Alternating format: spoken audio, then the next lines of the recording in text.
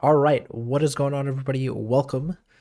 We are live at twitch.tv/Roxor098. We are doing a live set review of Ursula's Return. Set for Lorcana is here, coming out, I think, next week. I think I saw already stuff of on like Friday, like next week on like Friday, like the 17th.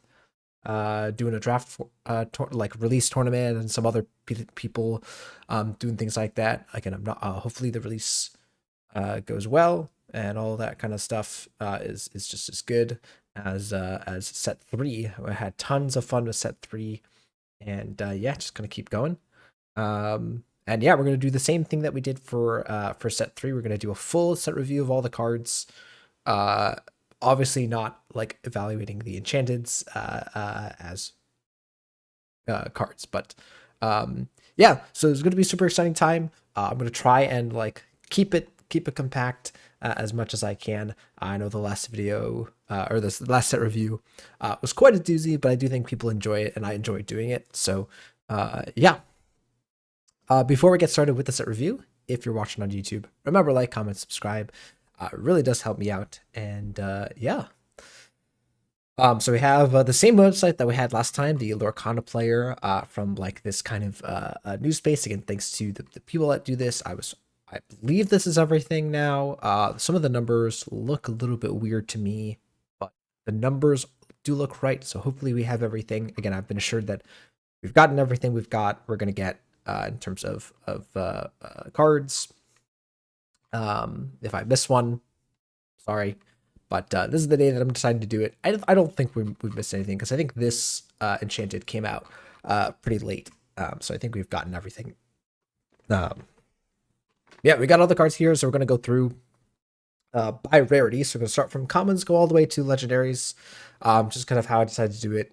I'll kind of try and skip through some of the remedial comments. I know I kind of went too big into them last time.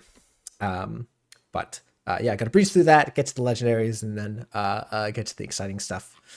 Yeah, but before we do that, I want to talk about our grading system. So this is something that comes over from Magic that I think is pretty important when we're evaluating cards, not just saying, oh, I like this card, I don't like this card, giving them a kind of proper assessment based on certain metrics, certain characteristics.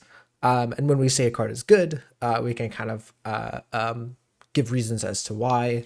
And when we say a card is bad, we can kind of also give reasons why. And I think as we continue to have cards come out and we continue to evaluate cards and sets more and more, we'll get better at doing that in Lorcana. We'll get our own system for how we do that in Lorcana, just like we do in Magic and other TCGs. So this is kind of derived from, again, mostly Magic system, but we have an A through F with a special grade here at the bottom in T.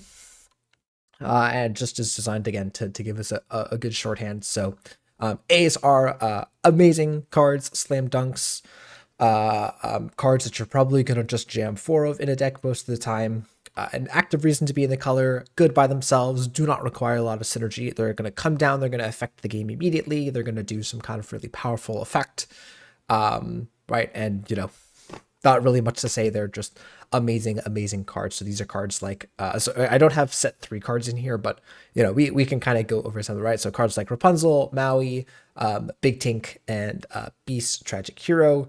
I'm trying to think of some set three cards. Witch's Castle is a card that comes to mind. Ursula, Deceiver of All, Robin Hood, Champion of Sherwood. Right, these are cards that are just super good. They're gonna be amazing and just be slam dunk cards in pretty much every sense of the word. These are for good cards, like really good cards, but aren't as blatantly powerful as some of the A's are. Right, maybe their power level is a little bit under the radar, but they're still quite powerful, and they don't often, maybe they're not as splashy or as in your face powerful as some of these cards, but are still quite good. So here I've got, you know, Bell Strange but Special, Fishbone Quill, Prince John, Be Prepared. Right, as you know, Be Prepared is not great in every scenario, but it's pretty powerful. Set three cards would say things like, what is it? the what is a good example of a card from set three? I mean, you got things like Smee, right? Smee is like a was like a really powerful card that we kind of underestimated. Um, McDuck Banner, Maui's Fishhook. I mean, Maui's Fishhook maybe uh, is a bit too much of a stretch there. Um,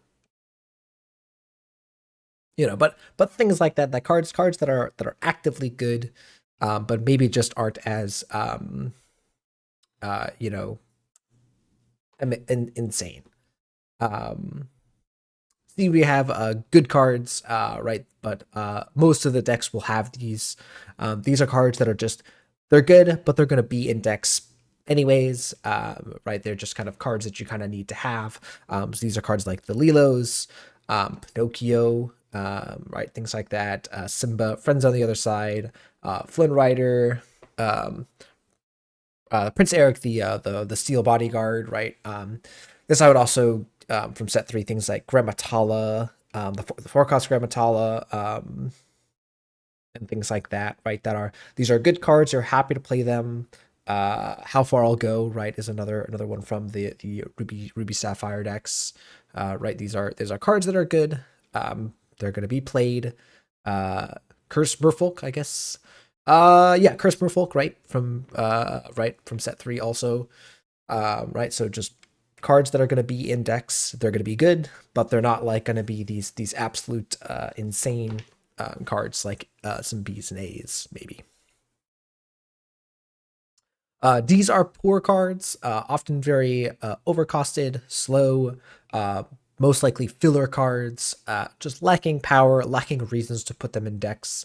It's not to say that they can never be put into a deck. It's just that they're not strong cards, and so you kind of have to have a really good reason why you would want to put them in.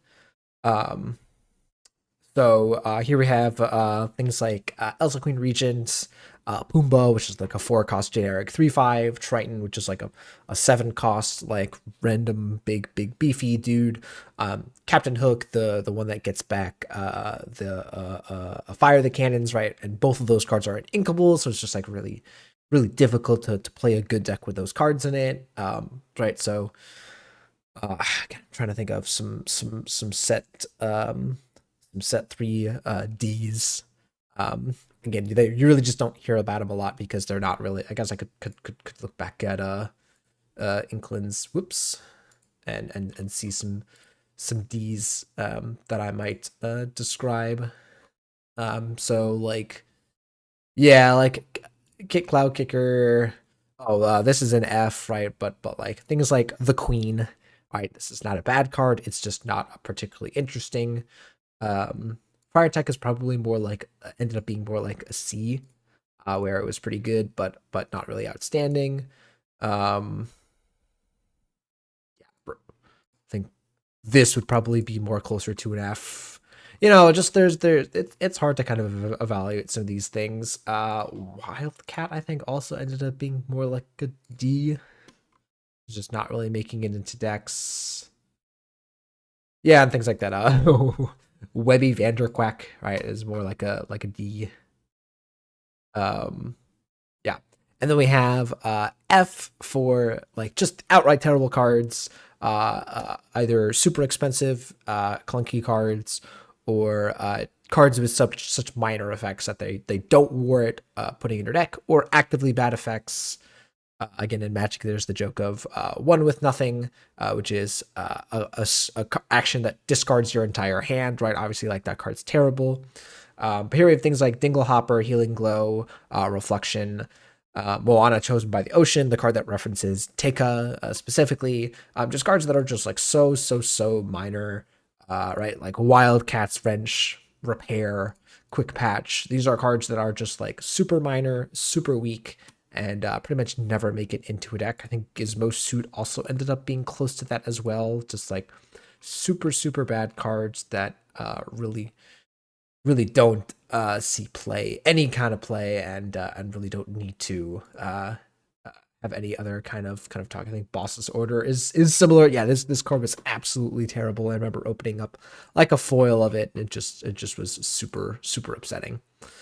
Um, yeah, and then the last one here is tech cards. So again, I kind of usually refer to these as sideboard cards for Magic, but in Lorcana, it looks like we're not going to have any kind of sideboard cards.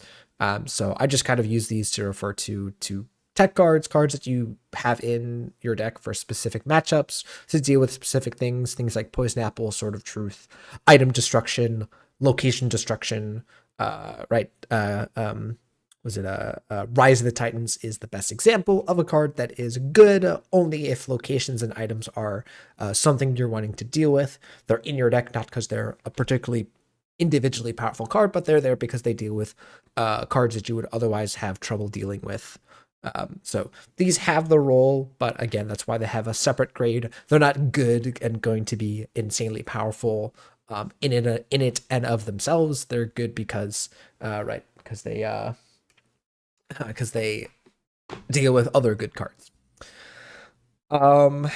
Yeah, so that's the grading system that we're going to use here. Again, I might put a plus or minus to kind of give an indication of if I think it's a really good card, or maybe kind of towing the line between a good card and a bad card, and things like that. So just to give people a sense of what I mean when we do these grades. All right, so without further ado, let's go ahead and get into the commons here. I'm gonna start off right at the bottom, go down the line. Again, I hope I'm right because I remember seeing last time that there was a pretty even spread between all the colors. It looks like there's maybe a little bit more variation. Some of these might be in the kind of Ursula or the kind of PvE game mode that they are releasing, and we don't know the full details on yet. So I don't know the full details, but I'm hoping that I'm not missing any cards here. But we're just gonna start. So first of all, locations. Locations are back. I'm really happy to see that locations are not just we're not just a one-time thing in Into the Inklands. They look to be a pretty common card type that we're going to see a bit more of in this set and probably in the next set if I had to guess. I don't know if they'll be in every single set, but right, I would imagine that they will be fairly common going forward, and we still have a little bit more in terms of design space to play with these cards, and we got something here which is pretty interesting as well. So yeah, we've got Training Grounds, Impossible Pillar from the Mulan world. We got one cost location, one to move, 5 willpower, no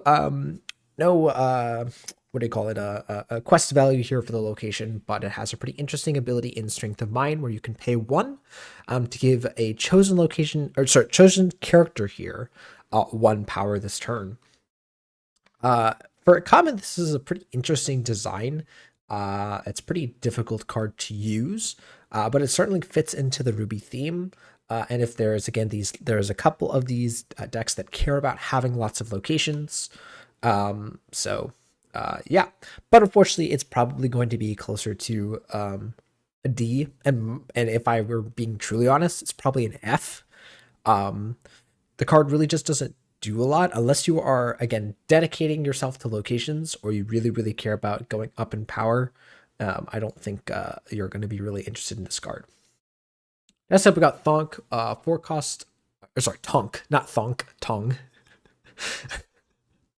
Apologies. Yeah, 4 cost, 3/6, Reckless, uninkable. So that's again another knock on this card. And yeah, this card looks pretty bad. It's got a big body, but it doesn't really do anything the turn it comes down.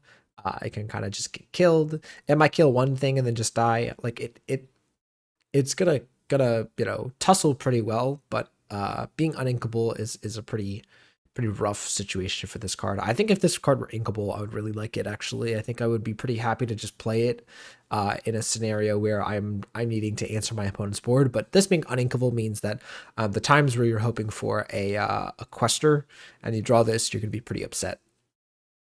Yeah. Um, Probably just a D though. I mean, again, it is still a big body. It can still sing songs and things like that, which is interesting. But yeah, pretty in draft, right? I'm also kind of trying to think about these cards in draft. I think I would be pretty happy to have this in draft, but we'll see. Next up, we got the Plank. It's an item with walk, 2 ink to banish this item and choose one. Either banish a hero character or ready a villain character they can't quest for the rest of this turn. 3 cost, uninkable.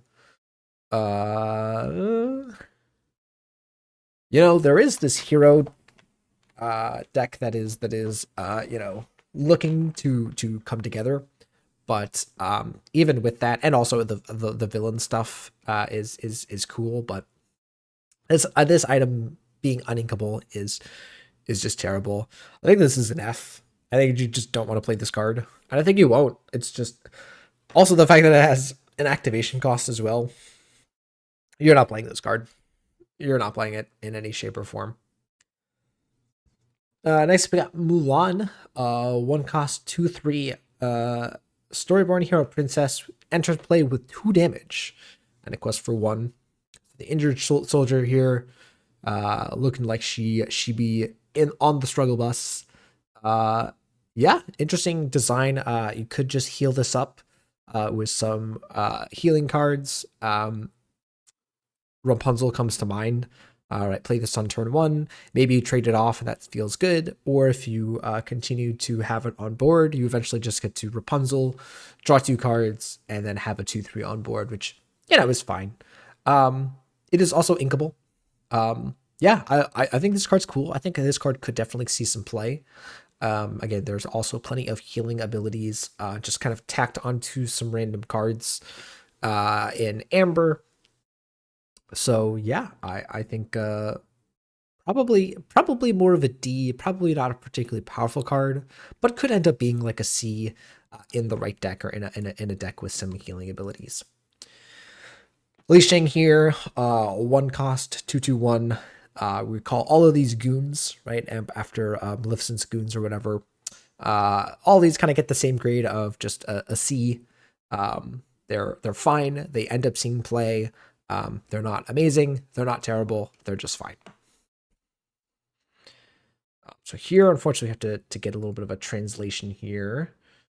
So because some of these cards were shown in other languages. So we got Pegasus Flying Steed here, 2 cost, inkable, 3/1/1 with evasive. It's fine. A 3/1 evasive is actually pretty good, and in Ruby it's probably pretty good. Being able to answer opposing minis. I guess this probably actually does see some play. I'm gonna give it a C. It's fine. Next up, we got Lumiere, Fiery Friend. 2 cost, inkable, 2/1. With your other characters get +1 power. I don't know if I'm crazy, but I find this card super mediocre. I think this is going to be one of those bulk rares that you open up and are super sad to open. I'm going to give it a D. Like, I just don't see a reason why you're excited about this card. There's a couple of cards. There's like the mop character that cares about having Lumiere and Cogsworth, but I don't think that card's good either. So yeah, not particularly impressed with that card. This Riot is also similar. It does that kind of voyage effect, right? So we got Riot, Guardian of the Dragon Gem. 4 cost, inkable, 3/3/2. The quest for 2 is nice, but it says when you play this character, ready chosen character of yours in a location, they can't quest for the rest of this turn. Oh, sorry, it's not even Voyage, it's the other card. I'm blanking on the name of it, but it was also terrible. Yeah, this is like a D. Like, even the quest for 2 doesn't redeem this card. There's just not a really good reason to put this card in a deck. It is a princess or in a hero, which is nice. But this whole readying a character at a location ability has not really been useful yet. It just kind of is too situational. So I'll just kind of leave it there. Next up, we got Vitalisphere. We've kind of got these Lorcana specific items now, or just some of these cards that reference Lorcana stuff in particular, which is kind of interesting. Yeah, we had a 1 cost inkable item. You can pay 1. So this here has this extract of ruby, which is kind of referencing the Lorcana space. one ink to banish this item. Chosen character gains rush and gets 2 power this turn. Yeah, it's a super powerful effect if you end up using it, but seems unlikely that you'd want this in a deck that doesn't deal specifically with items. My guess is that Ruby Sapphire might consider this, but besides that, I don't think it's going to be making its way into a lot of decks. This is looking more like a D, might end up being more like a C. All right, next up we got Benja. Oh, this is in another language, but it doesn't really matter. 4 cost, inkable, 5/3/1, has some, I think, hero and what is the other King Mentor. Not really a relevant card. It's probably going to end up being a D. Not going to see any play, but it is a fine card to play in draft. Next up, we got Brawl. 3 cost, inkable action. Banish chosen character with power 2 or less. This is exactly a card that a lot of people were discussing if they would put into the game. And what exactly its cost would be, and if it would be a song. I agree that making it a song would be would be a pretty bad decision. I think this is a perfectly fine card to put into the game in its current state. A lot of good targets for this kind of card. Again, Minnie Mouse Server comes to mind. All the Lilos, all of the Simba bodyguards. There are a couple of good cards with resist, like we mentioned. The Prince Eric, right? Things like that. What else? A couple of good 3 cost characters. Once you start getting into the 4 cost realm, it only hits things like Pongo or Tinkerbell. The Emerald Tinkerbell. It does hit Ursula, Deceiver of All, which is pretty good as well. So I think there'll be enough targets for this that this will make its way into decks. Might not be a slam dunk. I don't know whether to call this a B or a C. It's probably somewhere in the middle where like it will be played. It will be good in the moments where you play it, and it'll be ink in the other moments, and it'll perform just fine. It's never going to be a bad decision to put this card into your deck. Let's put it that way. All right, next up we got Hercules Clumsy Kid. 3 cost uninkable, 3/3/1 rush, and it's Rafiki. And it's basically Rafiki and Ruby. Nice addition. The hero and prince clauses are also relevant. This card, like Rafiki, saw a little bit of play in set 1, and actually in set 3, some decks are also including it in their decks. So yeah, it's probably more like a C actually, if I had to guess. I think there will be some people playing this card. All right, next up we got Fa Zhao. I hope I'm saying that right. 2 cost inkable 0/4/1. It says War Wound. This character can't challenge, but it says you can exert it to ready chosen character named Mulan. They can't quest for the rest of this turn, so it kind of assists Mulan in dealing extra damage. There is the Floodborn Mulan in this set that can do some things, but I think this card is too specific. This is probably, if I had to guess, an F. I just would not recommend playing this card. Again, maybe it ends up being more like a D and is just like kind of bad, but yeah, my guess is that you should just not put that card in your deck. All right, next up for Steel Commons, we got Yao, Imperial Soldier, 4 cost inkable, 2/5/1 Challenger 2. So very similar to the Jafar from set 1. This card's fine. It's probably going to be a D. It's good in draft, but probably not good elsewhere. Next up, we got Triton's Decree. 1 cost uninkable action. Each opponent chooses one of their characters and deals 2 damage to them. Not particularly good. It's kind of the same thing as Fire the Cannons on turn 1. If your opponent has a character with Ward, maybe you can get there. But again, I just don't see a reason why you would play this card over others. I guess in multiplayer, this card is a little bit better.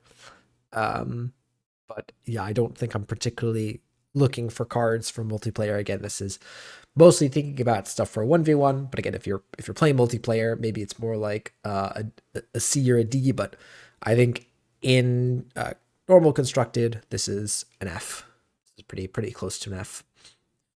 All right, next up we got Fortisphere, the kind of steel extract card. Again, it's interesting to see this these item cards. We got one cost inkable item. When you play this item, you may draw a card. All right, right out of the gate, it's a popsicle. All right, it is very similar to a popsicle. That's probably pretty good. Extract of Seal, one cost ink. Banish this item. Chosen character yours gains bodyguard until the start of your next turn. Wow. Okay. That's at already starting at a C for me. Already like just paying one to draw a card. Then at any point you can turn this item into basically a protection for all of your other characters, assuming you have a decent character to bodyguard. Now we have a reason to play Sapphire Steel pretty hard again, right? We have Popsicle plus Fortisphere in that same deck, and you've got a bunch of Popsicles for your Hiram to use. Yeah, I really like this. This is a C. This is a C at the very least. This is starting at a C for me. Yeah, cool. All right, next up we got Ariel, Determined Mermaid, 3-cost inkable 2/4/1. Hero Princess, nice. Love to see all those clauses on characters. Nice art there too, by the way. Whenever you play a song, you may draw a card, then choose and discard a card. So in Magic, we call this looting. And yeah, looting whenever you play a song seems fine. It's got a decent body. It curves into the other Ariel. Whether this makes its way into a deck is unknown to me. Again, Steel Song does like to fix their hand because they have quite a lot of uninkables. I don't know if they're on. I don't think they're on Tinkerbells now. So this is kind of a version of Tinkerbell that kind of more fits the theme of the deck. So yeah, I think I'm gonna put this at a C, maybe a C minus. Again, I think it's unlikely that this card really makes that many waves. So to speak. Sorry for the poor jokes here, but it could. Yeah, it's perfectly fine card. Like I actually kind of like that effect. All right, next up we've got a card that I was actually pretty excited to see in Beast Thick-Skinned, 3-cost inkable 2/3/1. We've got a Hero Prince here with Resist 1. And the reason why I was so excited about this card is because up until this point, the cheapest Beast card that we had in the game was 4. And so Beast Tragic Hero having Shift 3 didn't really make sense, except in the case of Morph from set 3. So that didn't really make sense. But now we kind of have a little bit of a better target. Right, you could play this on 3, shift Beast Tragic Hero on 4, and kind of do something there. And you just have like a decent card that has some decent tussling. Now, does that mean that I think this card is good and will likely see play? Probably not. I think this card is more like a C or a D. It's just a little bit underwhelming in power. So yeah. This card I'm really excited about. We got Mickey Mouse Standard Bearer, 2-cost inkable 1/3/1. When you play this character, chosen character gains challenger to this turn. So if anyone's familiar, and they should be, with Merlin Crab, right, that enters or leaves and gives something challenger 3. This card performs a very similar function and can do that on turn 2. So potentially it can make like a mini or something like that. Oh, and any 1/3 answer like a 2/2 or a 1/3 or whatever on the opponent's turn. So there's just some extra functionality for the card early, and then late game this card can turn anything that wasn't normally a trade into a trade. So yeah, can help assist in taking out locations. I definitely think that this card is likely to see a little bit of play, and then we also have the Mickey Mouse like just by itself, and then we also have the shift cards, the Floodborn cards for Mickey Mouse in this set that I think are also likely to do some work here. So Yeah, I think this is a C. I think this is a solid C. Also like seeing that steel icon in the back there. Pretty cool. Cool to see all the Lorcana stuff getting relevant here. Ooh, very interesting. I had not seen this card before. So we got Argus the Cyclops, 2 cost inkable 4/1/1 Titan. So my big complaint about all the Titans in this set is that they're all pretty expensive. We have a cheaper Titan that is pretty good at tussling, can hits like a truck, and yeah. Now is that good enough to make the Titan deck good? Probably not. This is probably still more like a D. 4/1 is not a good stat line. It's likely to just trade with one thing and die. Can't really quest with this safely. So yeah. Speaking of minis, Steel getting one here in Aladdin Resolute Swordsman, 1 cost, inkable 1/3/1. We've seen this stat line before. It's pretty similar to the Goons in that it's a C, but I do want to note that like there are really relevant Aladdin shifts. We have the one in this set. We have the one from set 1 that could make those cards a little bit better. All right, next up we got Thebes, the Big Olive. They're killing it with these jokes. We've got a 2 cost inkable location, 7 willpower, 1 cost move. And during your turn, whenever a character banishes another character in a challenge while here, you gain 2 lore. Little bit of a mouthful there, but essentially, right, if you're here, you kill something, you get 2 lore. And yeah, this card actually could be pretty good. I'm giving it a C grade. The 7 willpower is nice. No quest value is a shame, but again, as you can see here, we're likely to be gaining lore from the ability. And yeah, gaining just like 1 or 2 triggers off of this is gonna be pretty nice. All right, next up we got Chenpo, Imperial Soldier, 5 cost inkable 4/7/1 bodyguard. This is quite a hefty bodyguard. Unfortunately, is just a little too expensive. The 4 power is nice, being unable to be killed by whatever it is, Medusa, right? That's pretty nice. But yeah, I don't think this card is likely to see some play. It's just a little bit too clunky, but yeah, it's just a D for me. All right, next up we've got a card that I'm really excited for in Magic Broom, Aerial Cleaner, 2 cost, 2/3/1 inkable broom. During your turn, this has evasive. Super nice card, being able to challenge evasives, but I'm mostly just excited about the brooms. I'm really hoping that this archetype is finally playable. It's a really powerful, or really decently statted broom with some relevant text here. All right, and last for our steel commons, we got Luisa Madrigal, 3 cost inkable 2/4/1 for an ally Madrigal. So they have a bunch of Madrigals in this set, and they are designed to work together as a triad, but we'll kind of get to that. While you have another character in play, it gets 2 power. It's a 4/4. We've seen these cards before that require having another character in play. It's a pretty minor effect, so I'm not impressed with the Madrigal typal deck that is kind of meant to be introduced here. I'm pretty low on that kind of typal theme right now, but this card by itself, right, just being a powerful 3 cost 4/4, it's pretty good. So it's probably going to end up being more like a C. I think there could be some decks that want this effect, and this card is pretty easy to enable. You just kind of have one thing in play. You can play this alone, play another character the next turn, and challenge as a 4/4, which is very nice. All right.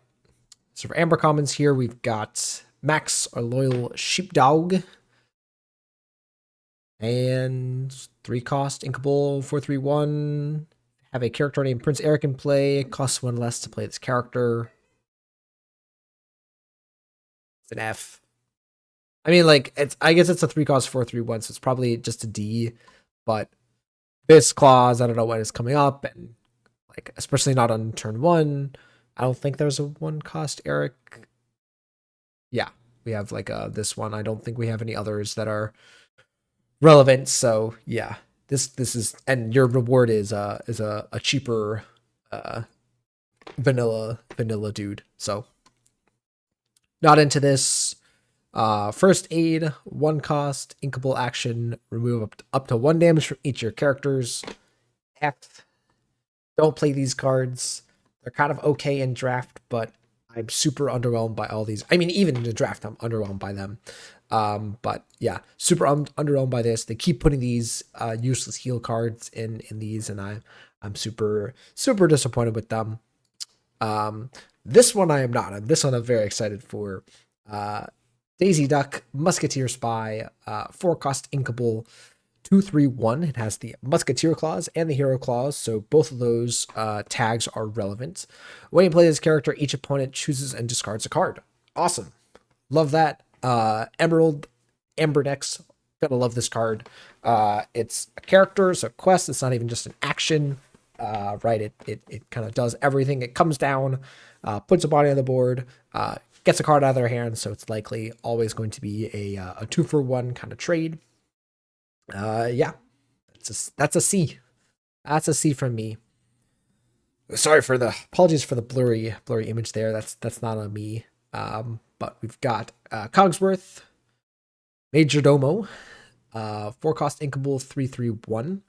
Whenever requests, give chosen character -2 power until the start of your next turn. It's a D, like it's just a super slow, underwhelming card.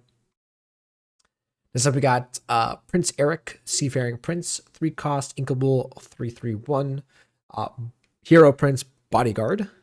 Love this card. We have a very similar card in Hercules, in Steel. Now we're going to Amber.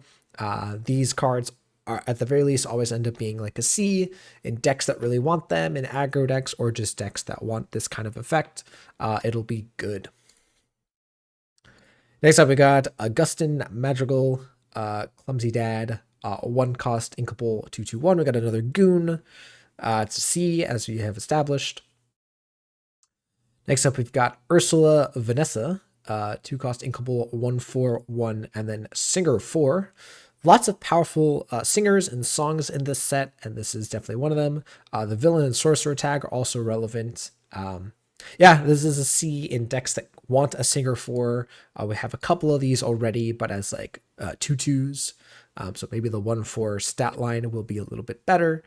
And yeah, it's probably just a C. But we'll see. But we will see. All right, I'll stop.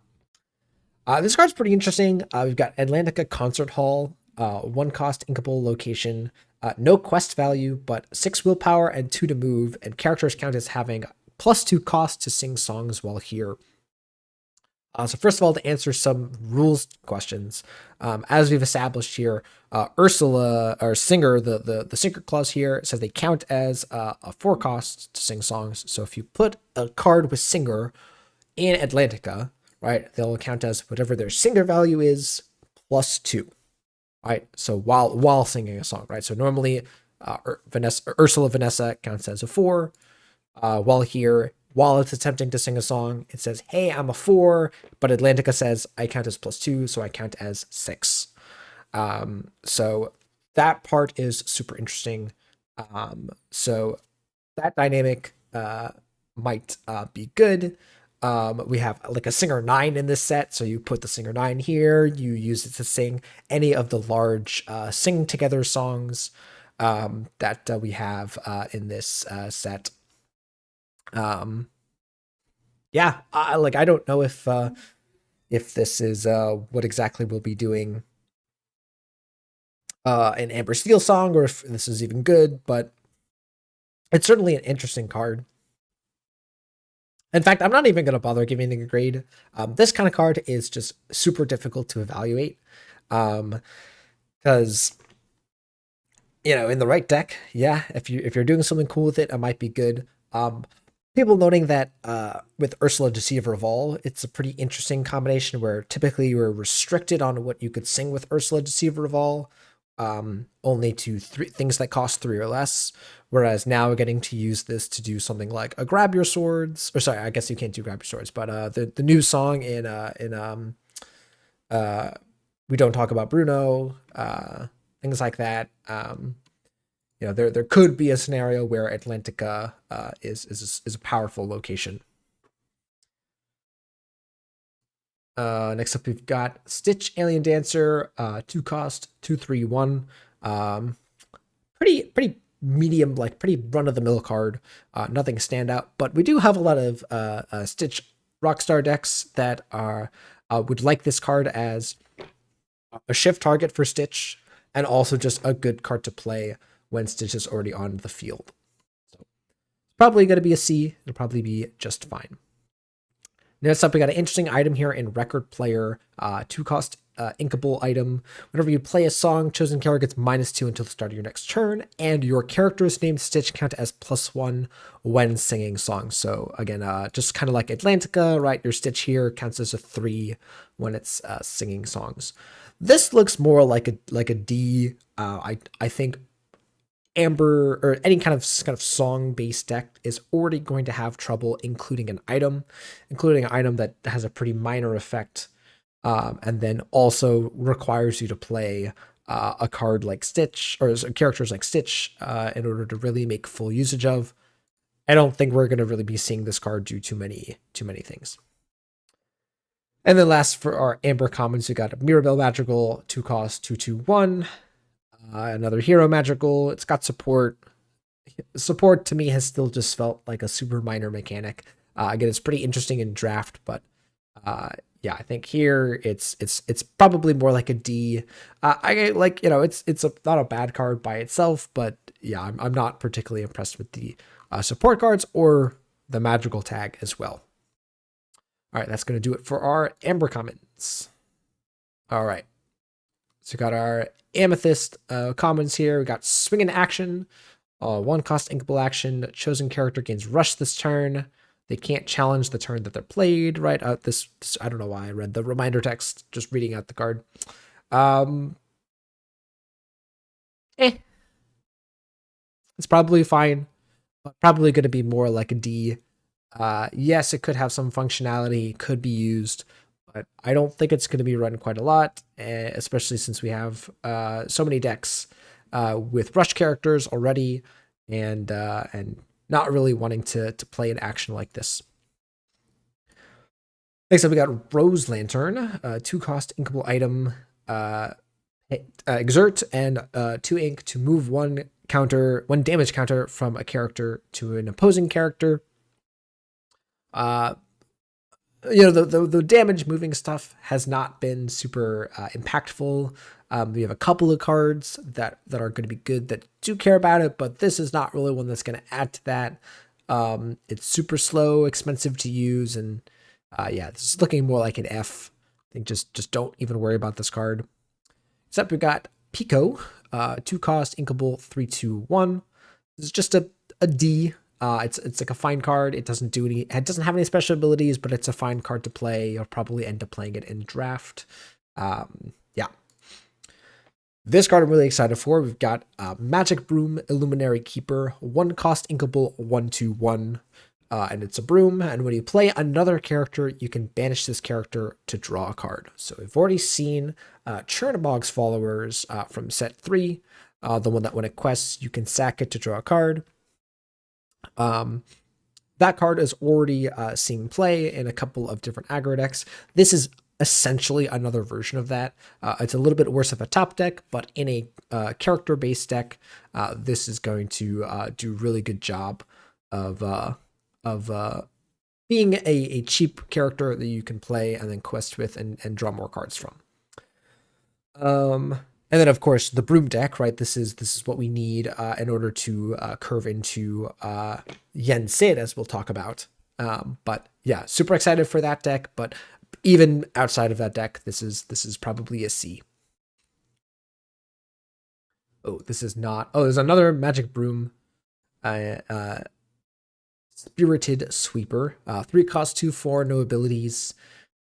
It's more like a D. I'm not particularly excited about that. Next up is Bell Untrained Mystic, 3 cost, 3/3, and then whenever you play this character, you can move 1 damage. You can do the move damage thing. It's an interesting card. You could certainly you know take a damage and kill something, or kind of make a combat different, but it's probably going to end up being more like a D if I had to guess. Yeah. All right, next up we've got Jetsam Ursula's Baby. 3 cost inkable 2/4/1. We've got Challenger, and it gives all of the Jetsam and Flotsam characters, right? Give their stats to each other, or their properties to the other. So it gives the Flotsam Challenger 2 as well. This challenging as a 4/4 is nice. There is some Jetsam Floodborne stuff going on, but not super excited by that. This is probably more like a D, but it could end up being more like a C depending on what happens. All right, next up we got Poor Unfortunate Souls. Very notorious song. So 2 cost action song. And then it is similar to Befuddle, as in it returns a chosen character, item, or location with cost 2 or less to their player's hand. So yeah, this is a pretty interesting card. Being a song makes this, and being inkable makes this more likely to be played. Um, yeah, I think that there's a lot of things going for this card in that regard. Bounces a lot of cheap early characters to get that tempo advantage, and being able to bounce a location is also kind of interesting. There's a couple of locations that do see play, Pride Lands, and some other things like that. So being able to bounce those, kind of set them back a turn, could be good. It's also potentially good in Ursula, Deceiver of All decks. This is another song that this card can sing to provide a tempo advantage. So yeah, I actually think this is looking to be a C, probably a C plus, if it ends up working out well. All right, next up we got Casa Madrigal, Casita. 1 cost, inkable location, 6 willpower, 1 cost move. No quest value, but you notice here at the start of your turn, if you have a character here, you gain 1 lore. This is an interesting location. It's cheap. It's easy to enable, but its power level is fairly minimal. My guess is that in draft, this is more like a C, but I don't think it quite makes its way into constructed. It's probably more like a D. It's just a little bit underpowered. Again, depending on how locations end up being relevant going forward. Again, there could be a meta change, but my guess is that again, this ends up just being a C. Gets one shot by Maui, which is not great. So yeah, probably more like a D, but it is cool. It is cool design, and it is a cheap location, so that is nothing to scoff at. All right, next up we got TikTok Ever Present Pursuer. 6 cost, inkable, 4/7/1 evasive. And in constructed, terrible. F. Like, you will never ever play this card. In draft, this is a card that I know is going to be super annoying to deal with. Super large. Evasive is super annoying. This card is going to be a super pain to deal with in draft. I actually am super scared of this. Of if my opponent plays this against me in draft, I will be super scared. All right, next up we've got Luisa Madrigal. 4 cost uninkable, 4/3/1 rush. This is a card that I'm more excited about as opposed to the other, the Ruby card, whatever, that we saw that has Reckless. This having Rush is super nice. Coming down, getting to kill something, and then, if your opponent kills it, whatever, it kills 2 things. If they don't, you can quest with it or kill another thing, and it tussles. Surprise, surprise, Luisa tussles pretty well. It's probably going to be just a C, though, but it is still cool. We got Dolores Madrigal, 4 cost, 3/3/2, inkable as well. When you play this character, if an opponent has an exerted character in play, you may draw a card. This card's pretty interesting. I think if you end up drawing a card with this, you're gonna feel pretty good. It's definitely a C.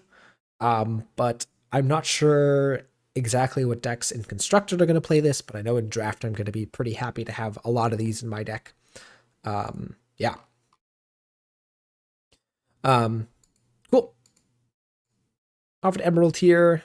And by the way, guys, I know I'm giving a lot of these C's and D's. It's pretty hard for a card in this category to get anything higher than a C, just because they're commons. They're not really supposed to be these slam dunk cards. So just keep that in mind.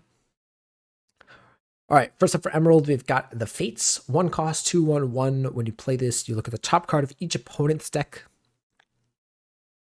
You know, it's not bad. It's a 1 cost character. It gives you a little bit of information, but it's probably going to end up being more like a D. There's just better 1 drops to be playing. We got Make the Potion. 2 cost, uninkable action. Choose 1, banish an item, or deal 2 to a chosen damaged character.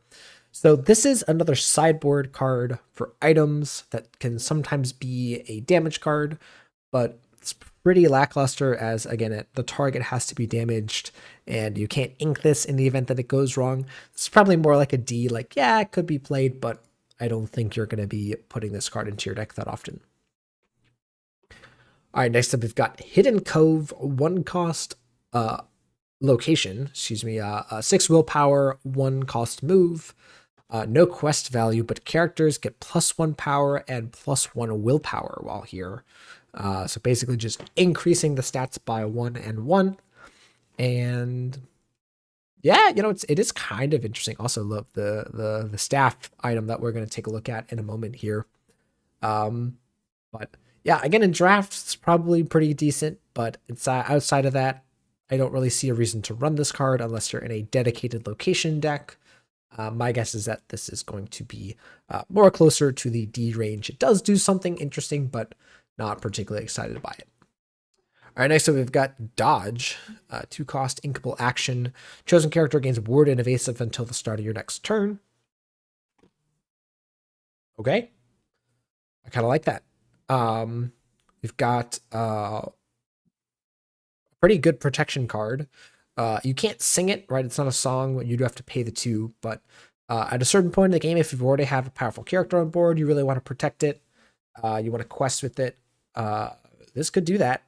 Of note, it also allows you to challenge into opposing evasive characters more safely, and then keep your guy around. Yeah, it's probably a C. I think in draft it's going to be a slam dunk, but I don't know if there's going to be enough reason to put this in your deck in constructed. Like, I think it's a good card. I think it's just that too many decks are going to have tight numbers and aren't going to want to put this card not going to want to try and make room for this card in your decks, unfortunately. All right, next up we've got Diablo, Maleficent Spy. 1 cost, 1/1. Whenever you play this character, you may look at each opponent's hand. So as we've seen, looking at your opponent's hand in Lorcana is a fairly rare effect. And when you do it, it is often pretty relevant. It is pretty powerful, just getting to see what they got going on. If they have a Be Prepared, if they have removal, if they have Maui, any kind of rush characters, any kind of thing like that is going to be good. So, and this being able to come down on turn 1 is also nice. And then also there is the Diablo Floodborn. So yeah, this is looking like a C. I think it's going to be pretty good.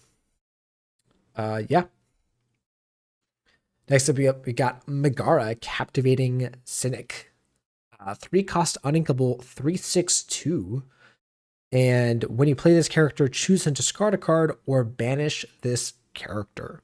So very interesting. We've seen this effect in Magic where it's an overstated card, but you kind of have to have some inherent card disadvantage here. But 3/6/2 is really good. Of course, it does just get bodied by Maui.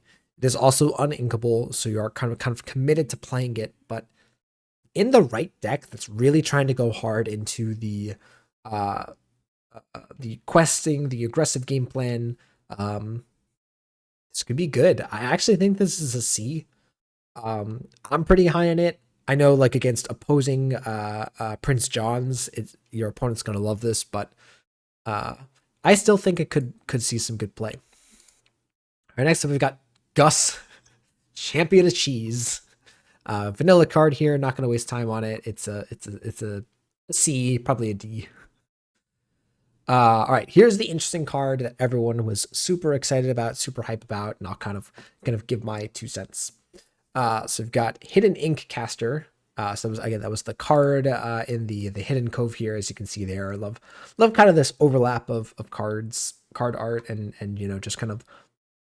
I don't really read into the lore too much, but or the story, but it is still cool to have it be there.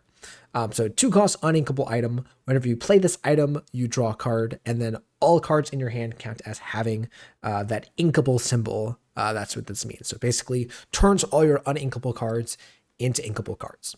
So when this card was spoiled, people freaked out. People all of a sudden saying, "Oh my gosh, this is breaking the game. This is gonna like be super powerful." Yada yada yada.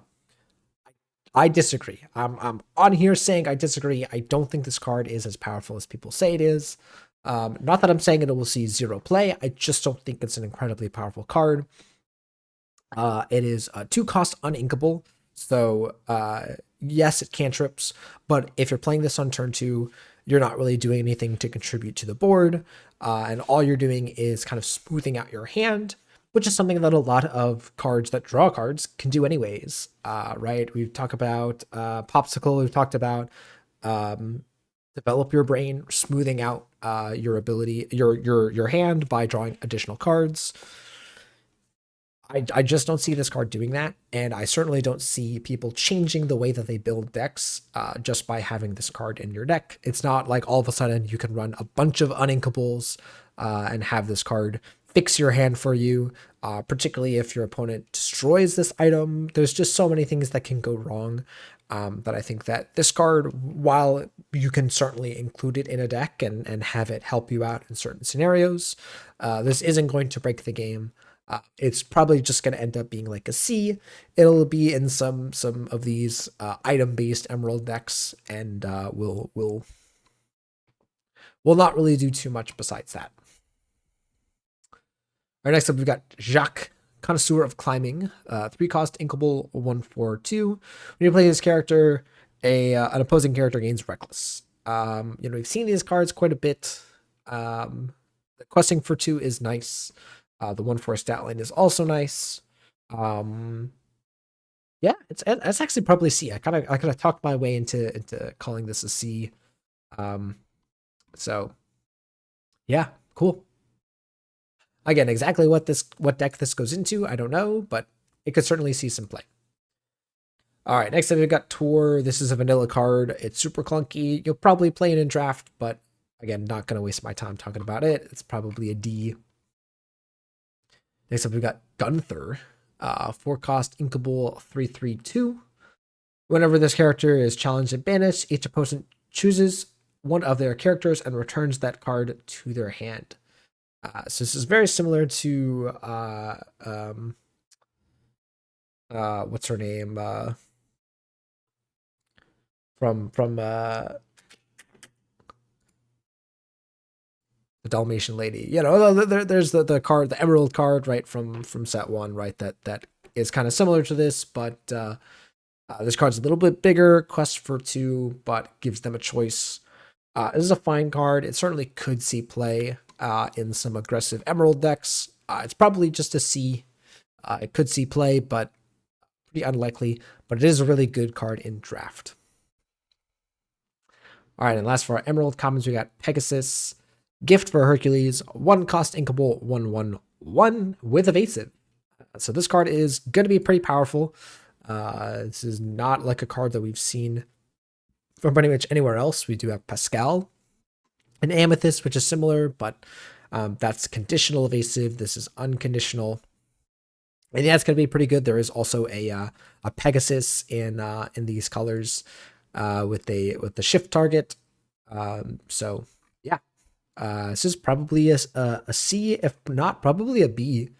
This is probably one of the few commons that I'll have the option of being a B, just because that evasive clause is super powerful. All right, last of the commons here in Sapphire, we've got Winter Camp, 3 cost, location, 8 willpower, 1 quest value, 1 to move. And whenever a character quests while here, remove up to 2 damage from them. If they're a hero, remove up to 4 damage instead. I am not particularly impressed with this card. The move cost is fine. Again, there could be a scenario where like you challenge and you heal them up, and then your opponent can't deal with it. They can't really quest because then you're gonna kind of challenge and kill the character again and heal again, and so that in that case it can kind of snowball. But outside of that exact scenario, I think this card's gonna be pretty minor, and I'm not sure again how relevant the hero line is going to be. I do like seeing again more of these symbols in the art here, but I am going to give it a C. It's fine. All right, next up we got Tuk Tuk Vanilla. It's a C. It's fine. Got Olaf here as a 1 cost 1/2/1 with support. We do have the shift target, or so the Floodborn Olaf in this set as well. That card's not that good, but this one is interesting. Not sure if this like makes its way into decks. It might be good in support decks. I'm just giving it a C and leaving it at that. All right, next up we got Ice Block, a 1 cost uninkable item with Exert to give chosen character -1 power this turn. I think this is pretty strange. Yeah, there might be some scenarios where you turn a trade, turn a challenge that would otherwise be a trade into not a trade. But besides that, I'm not particularly excited by this card. I think it's more closer to a D. Okay, next up is Aurora, 2 cost 1/3/1 with Ward. The Ward is nice. There are some Auroras that are good shift cards, the Floodborns. Yeah, this is fine. This is probably like just a C. Again, we could be better if the Aurora cards become good. All right, next up we've got Glean, which is a card that I'm pretty interested in. 1 cost inkable action. Banish chosen item, its controller, its player gains 2 lore.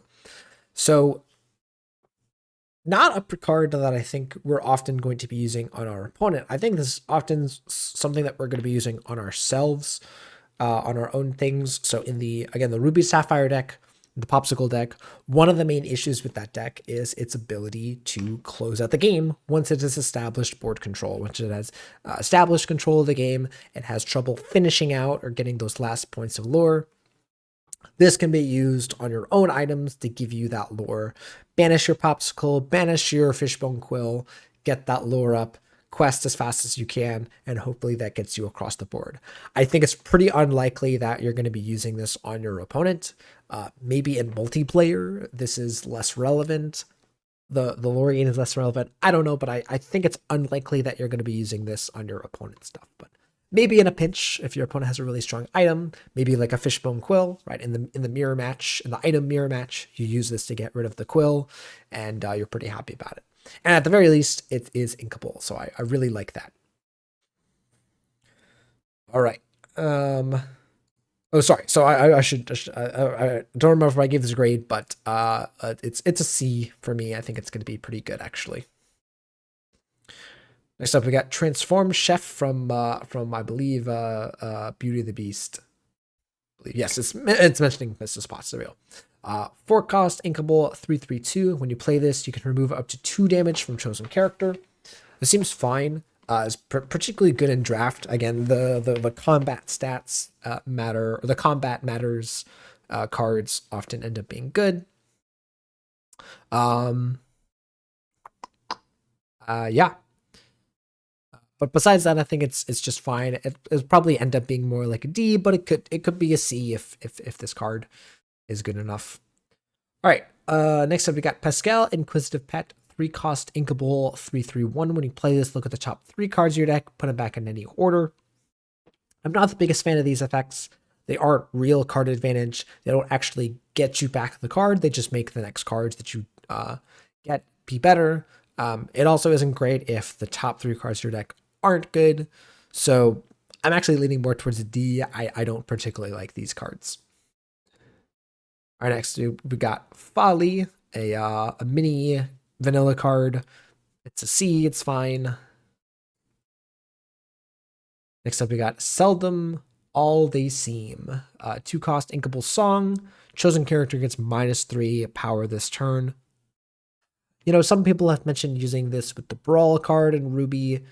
There's some other applications maybe in combat. I'm not too high on this card, but it's probably just fine. It's probably closer to a C than a D. Like, it certainly can do something. Again, the song, any song in this game is probably decent. All right, next we got Hans Noble Scoundrel. 3-cost inkable 3/2/2 villain prince, and when you play this character, if you have a princess or queen in play, you instantly gain 1 lore. This card is super strong. This card, I think I'm going to give a B. I think I actually expect this card to do something. I think it's going to be a stronger than it seems. You play this, you get the lore off of it once, right? All you need is one of those cards, and there's a lot of those cards already in the game. Like, princess or queen is not a rare subtype. You get 1 lore off of it, you quest with it once, and you've gotten 3 lore out of your 3-cost character. I think that's going to be pretty good. So I'm going to give this a B. Oh, look, here's a queen. Here's a 2-cost queen.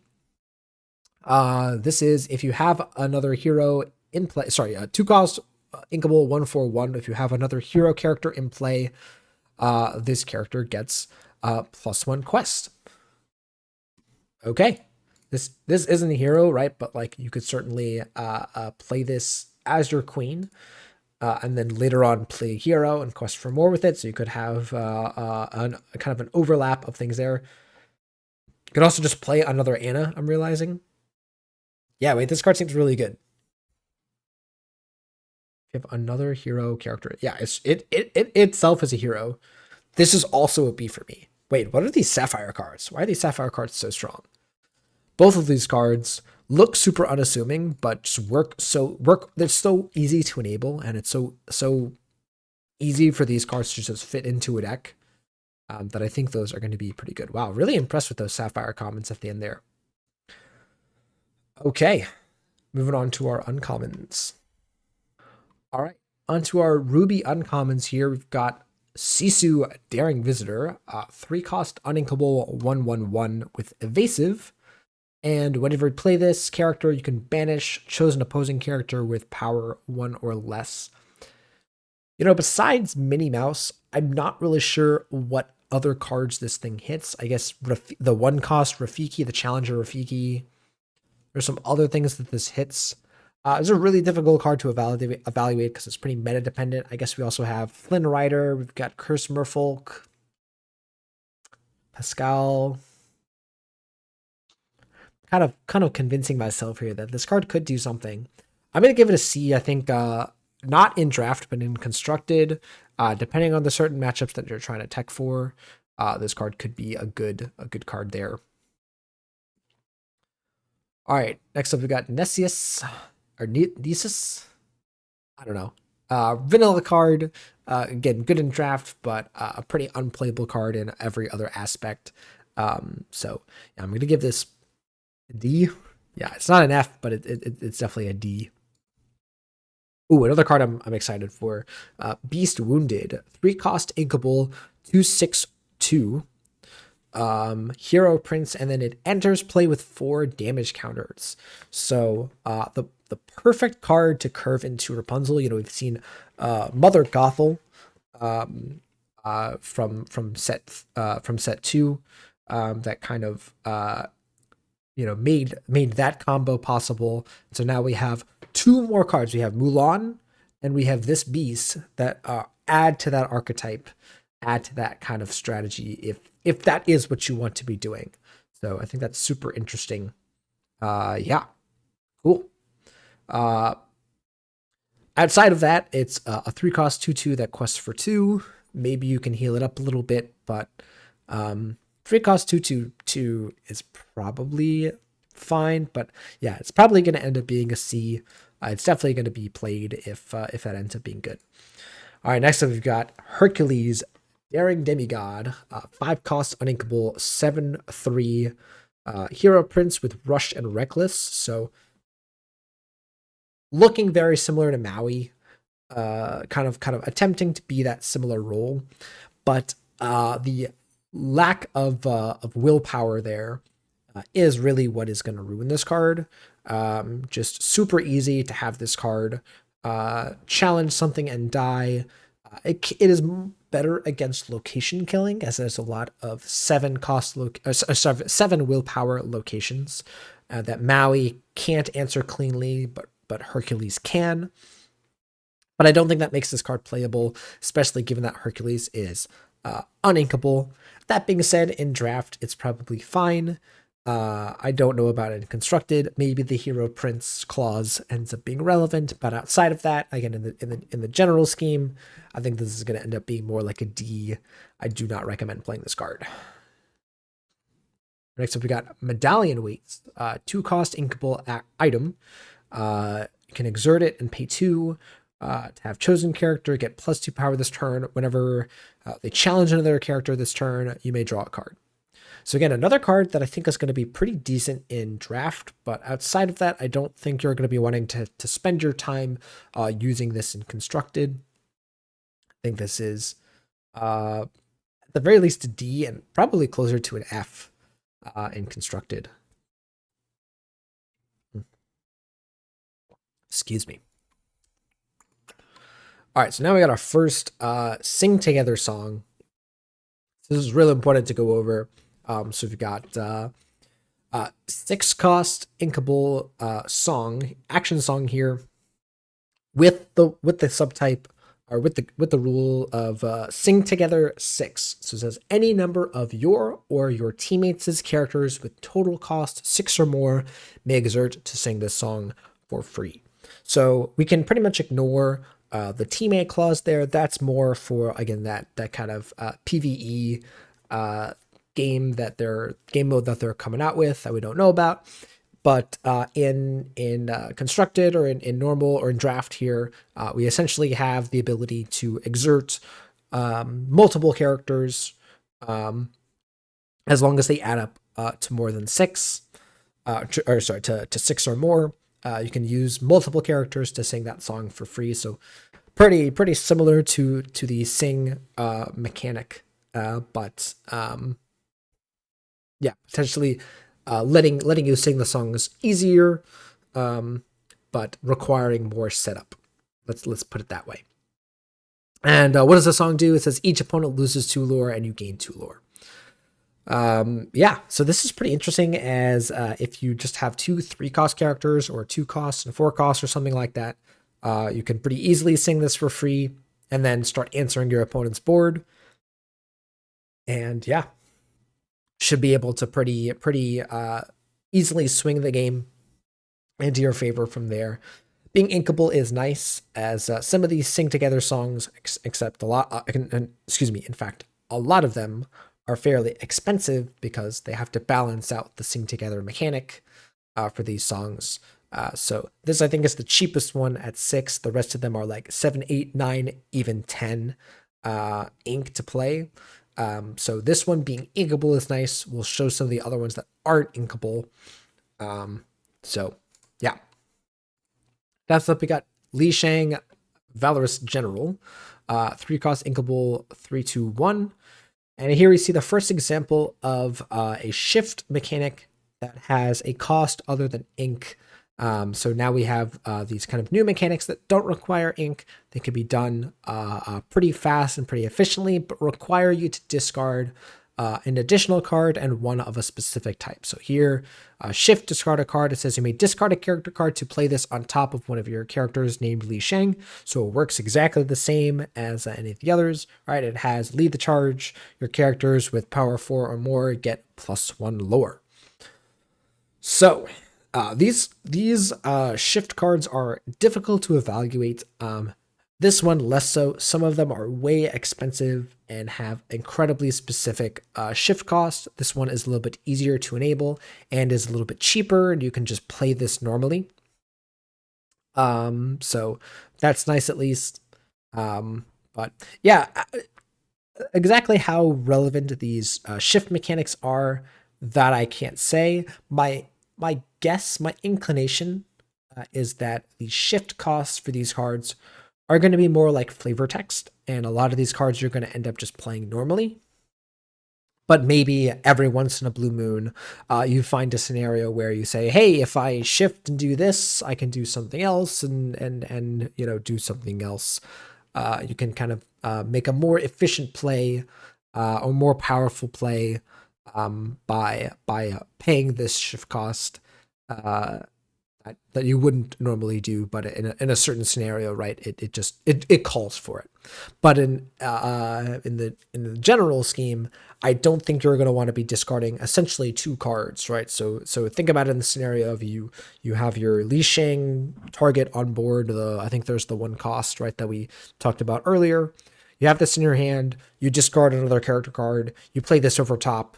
You do something with it. You either quest. You most likely are questing with it. Maybe you get a little bit of value out of this lead the charge effect, and then your opponent takes their turn and they kill this.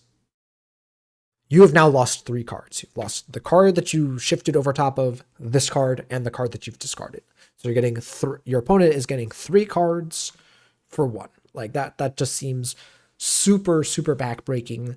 I highly doubt that this card or any of these discard shift mechanics are going to be played in the sense of you're going to be shifting them a lot of the time. I think the opposite is the case, where most of the time you're going to be playing them normally, and maybe every once in a while you shift with them. So that aside, the card in general seems perfectly fine. It's probably going to end up being a C. You'll play it, and normally you'll play it on a turn after you have a bunch of 4-powered things in play. You quest with it. It's probably fine. We got Khan, a vanilla card. This is just a C. It's actually probably more like a D. And then we've got Mulan, Enemy of Entanglement, 2 cost, inkable 1/1. Whenever you play an action, she gets +2 power this turn. She's also a hero princess.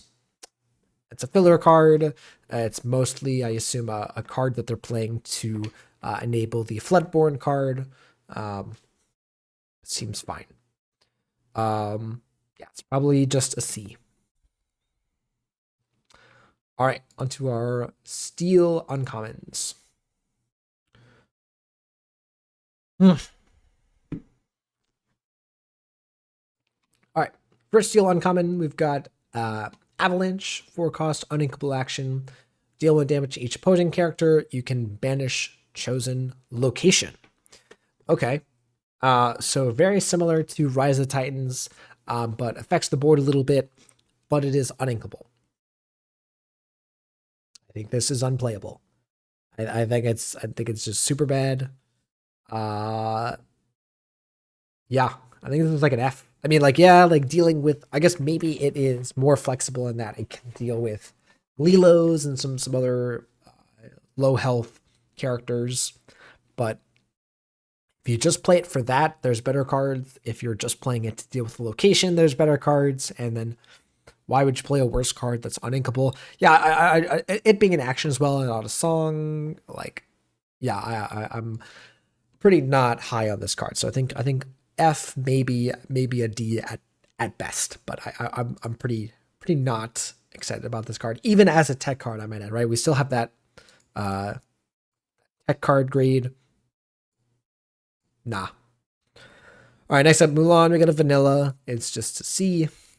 Li Shang, very similar. 5 cost, 5/5/2. Sure. This card says, I'll find them, I flatten them. 4 cost, inkable song, banish all items. So this is very clearly a tech card against item decks, but it's a pretty good one. Being a song is pretty nice. So it's pretty likely that any steel song or any other steel based mid range deck is gonna consider this. Yeah, cool. Next up, we got Imperial Bow, 2-cost inkable item. Exert and pay 1 to give chosen hero character Challenger 2 and Evasive this turn. Evasive this turn. Not evasive permanently, or sorry, not evasive until the end of the, until the start of your next turn. Yeah, it helps you take out minis and mini surfers and things like that. But again, I'm not high on this card. I think this is closer to a D. Yeah. All right, next up we got the Mob Song. This is another one of those sing together songs. So 10 cost uninkable song. Sing together 10. Deal 3 to up to 3 chosen characters and or locations. So there's a couple of these cards that are super high cost but have really powerful effects that are really hard to evaluate. These cards are pretty much only good while you're ahead because it's pretty unlikely that you're going to get to 10 ink. Normally, the singing these cards for 10 is likely what has to happen. Yeah,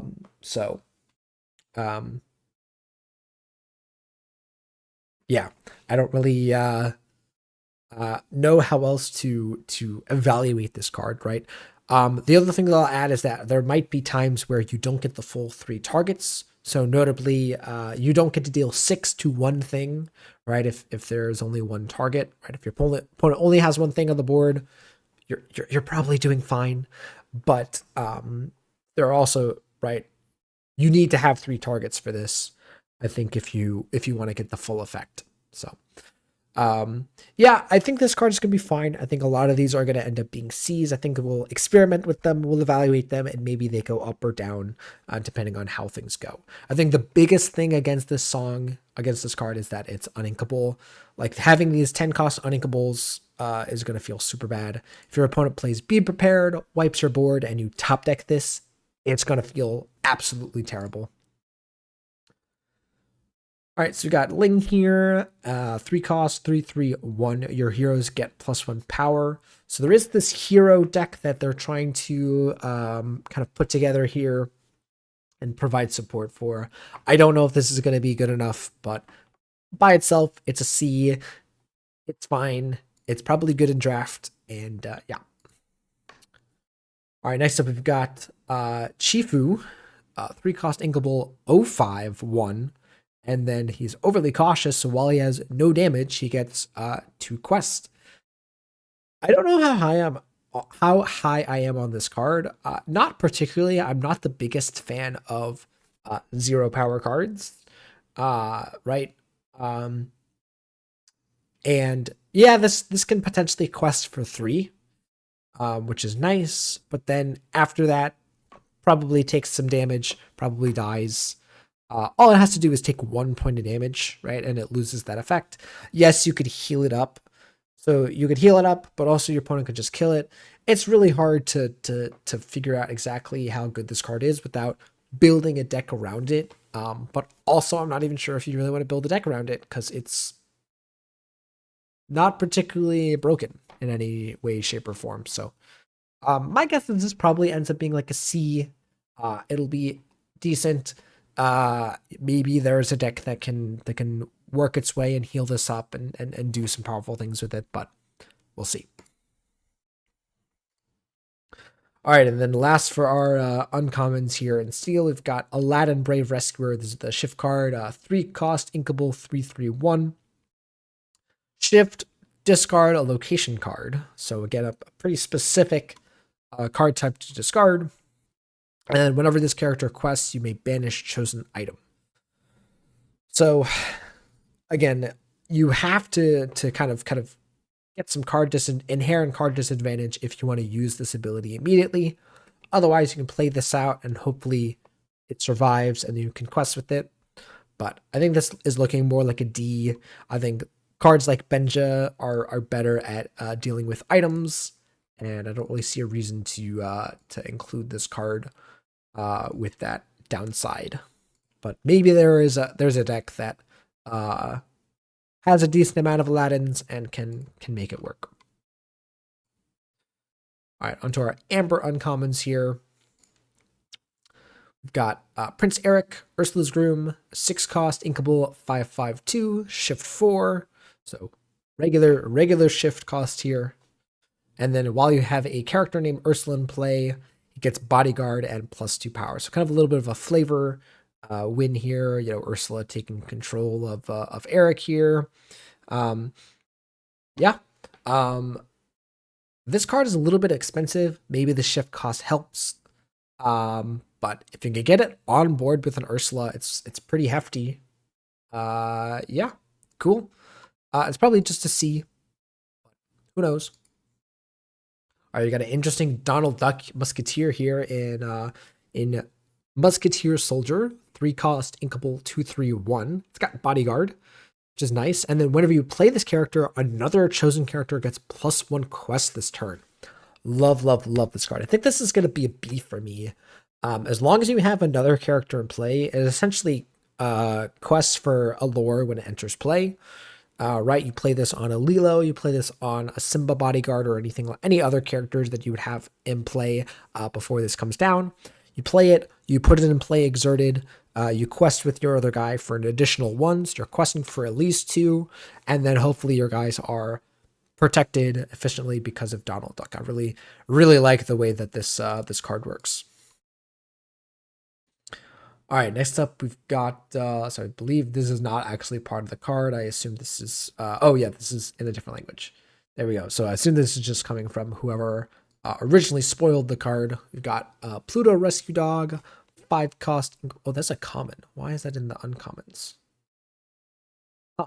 Might also be mistakes. All right, we'll look at this anyways. It might also be from, no, it's not from it doesn't look like it's from the supplementary product. All right, whatever. 5 cost, inkable, 4/5/2, and then when you play this character, you can remove up to 3 damage from one of your characters. Okay, it seems fine. Yeah, it's probably just a C. Decent. Next up, we've got Mickey Mouse, leader of the band, 4 cost, inkable, 2/5/1, support, and when you play this, another character gets support this turn. I'm not a fan of these cards. I think this is a D. I'm not excited by it. Next up, we got Bruno's Return, 2 cost, uninkable action. You get a character back from your discard, and then you remove 2 damage from another character on your field. Maybe? It is kind of a cheaper Hades effect, but you don't get Hades like body himself. Pretty low on this card. I think it's more like a D. Again, I don't really care about this removing damage part. Next up, we got Lost in the Woods. 4 cost, inkable song. All opposing characters get -2 power until the start of your next turn.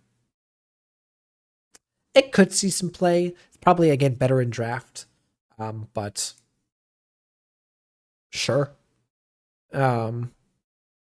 Probably playable. It's probably a C. I could see some usages for it. People also talked about doing this with, again, Brawl and some other cards like that. So again, there could be some cool combinations that I'm not seeing right now, but yeah, not just trying to look at face value here. All right, next up, we got Sign the Scroll, 3 cost, uninkable action. Each opponent may choose and discard a card. For each opponent who doesn't, you gain 2 lore. So with all of these effects that we've had in card games, giving your opponent a choice usually isn't good. Usually they will pretty much always choose the mode or the decision that most benefits them and punishes you. So, you know, if they are on low cards in hand, yeah, they might just give you 2 lore, but you've also just spent 3 ink to not really affect the board. Or if you play this and you have them discard 1 card and they don't care, right, then they'll do that and they don't care. And so I'm not too sure about that. Obviously, the situation where this card is good is where maybe they have exactly 1 card in hand and they really want to keep it, or they have no cards in hand and you just play this and instantly get 2 lore. This card is really hard to evaluate. Again, it kind of has to be played in the right deck. But I'll give it a C, but I don't particularly like these effects that give your opponent agency over what your cards do, right? When you play a card, you kind of want your card to do what you want it to do. And if it doesn't, right, if your opponent gets the ability to decide what your card does, it's probably not going to be good for you. Just my 2 cents. All right, we got Daisy Duck, lovely lady, very lovely indeed. Yep, it's a mini effect. It's a C. We've seen this before. This card I really like. Julieta Madrigal, 3-cost inkable, 1/1. She's an excellent cook, and she's got her signature recipe here. When you play her, you can remove up to 2 damage from a chosen character. If you remove any damage this way, you draw a card. So kind of like a mini Rapunzel effect. It's a little bit cheaper, a little bit easier, and yeah, I like it. It's a C. It's probably going to see some play. Any kind of character that draws a card when it's played is also super nice. Felix Magical here is basically another version of Piglet. We've seen a couple of these cards. They're fine. It's a C. Again, the magical clause is there, but I'm not particularly impressed by that. All right, on to our Amethyst uncommons here. We've got Ursula's Plan. Each opponent chooses and exerts one of their characters. Those characters don't ready at the start of their next turn. So good in multiplayer, obviously, but yeah, potentially exerting an important card, but unfortunately it's one of their cards, their choice. So I'm pretty low on this. If they have 2 characters, they just exert the one that's worse. Yeah, it's probably more like a D. Being uninkable is pretty bad. Oh, here's the maid. Maybe I'm forgetting the card. Maybe I'm thinking of a different card, but or maybe it's Mrs. Potts that cares about Cogsworth and Lumiere. This is Magical Maid, 2-cost, 2/2/2. We've seen this card before. It's very similar to Pua. It's a C. Ursula Mad Sea Witch here is very interesting. So 2-cost inkable, 1/3/1 Challenger 2. It's a villain and a sorcerer. Those clauses are relevant, and we want a good shift card because we want, a good Ursula card because we have a Floodboard Ursula that we want to shift over top of this. So being able to play Ursula early, challenge with it, hopefully it survives with this 3 willpower, and then you'll get to slam down a big Ursula early. Antonio here is a pretty vanilla card. We'll give that a C. Here's the floatsome of that kind of pairing. So 3-cost uninkable, 4/2/1. Whenever this is banished in the challenge, you put it back into your hand, and then it gives Jetsam that same clause. Yeah, so these cards are kind of cool in draft, but outside of that, there's just too many scenarios where you can eliminate a card without challenging it. So yeah, these often end up being more like a D and aren't that good. But maybe again with the floatsome Floodborn stuff, maybe it'll be okay, which we have here, which we'll talk about when we get to it. So we got Marshmallow here. Gets +1 for each card in your hand. So very similar to Jafar, Keeper of Secrets. Yeah, not the biggest fan of this card. It's okay. Probably gonna play like a C, but often will end up being a D maybe. We got Camilla Magical here, the prankster, 4-cost inkable, 2/5/1. It's got many forms. So at the start of your turn, you choose either to get +1 quest this turn or Challenger 2. So you can kind of decide, okay, am I going to hit something with it or am I going to quest? So that versatility might be nice. Yeah, this is a C. This is perfectly playable in draft or in constructed. Again, that flexibility is kind of nice. If you're a controlling Amethyst deck, you might want to be able to have a Challenger 2, a +2 on this, and then start eliminating stuff with it. And then once you decide, okay, I'm done hitting things, you want to start questing, you can do that as well. So it's pretty nice. All right, next up we've got the Floatsome and Jetsam Floodborn here. So you got 6-cost inkable, 5/5/2, shift, discard 2 cards. Whoa. So yeah. Now you are losing out on 4 cards, right? You are losing out on the whatever the floatsome or jetsam that you played initially. This card plus the 2 cards that you discard.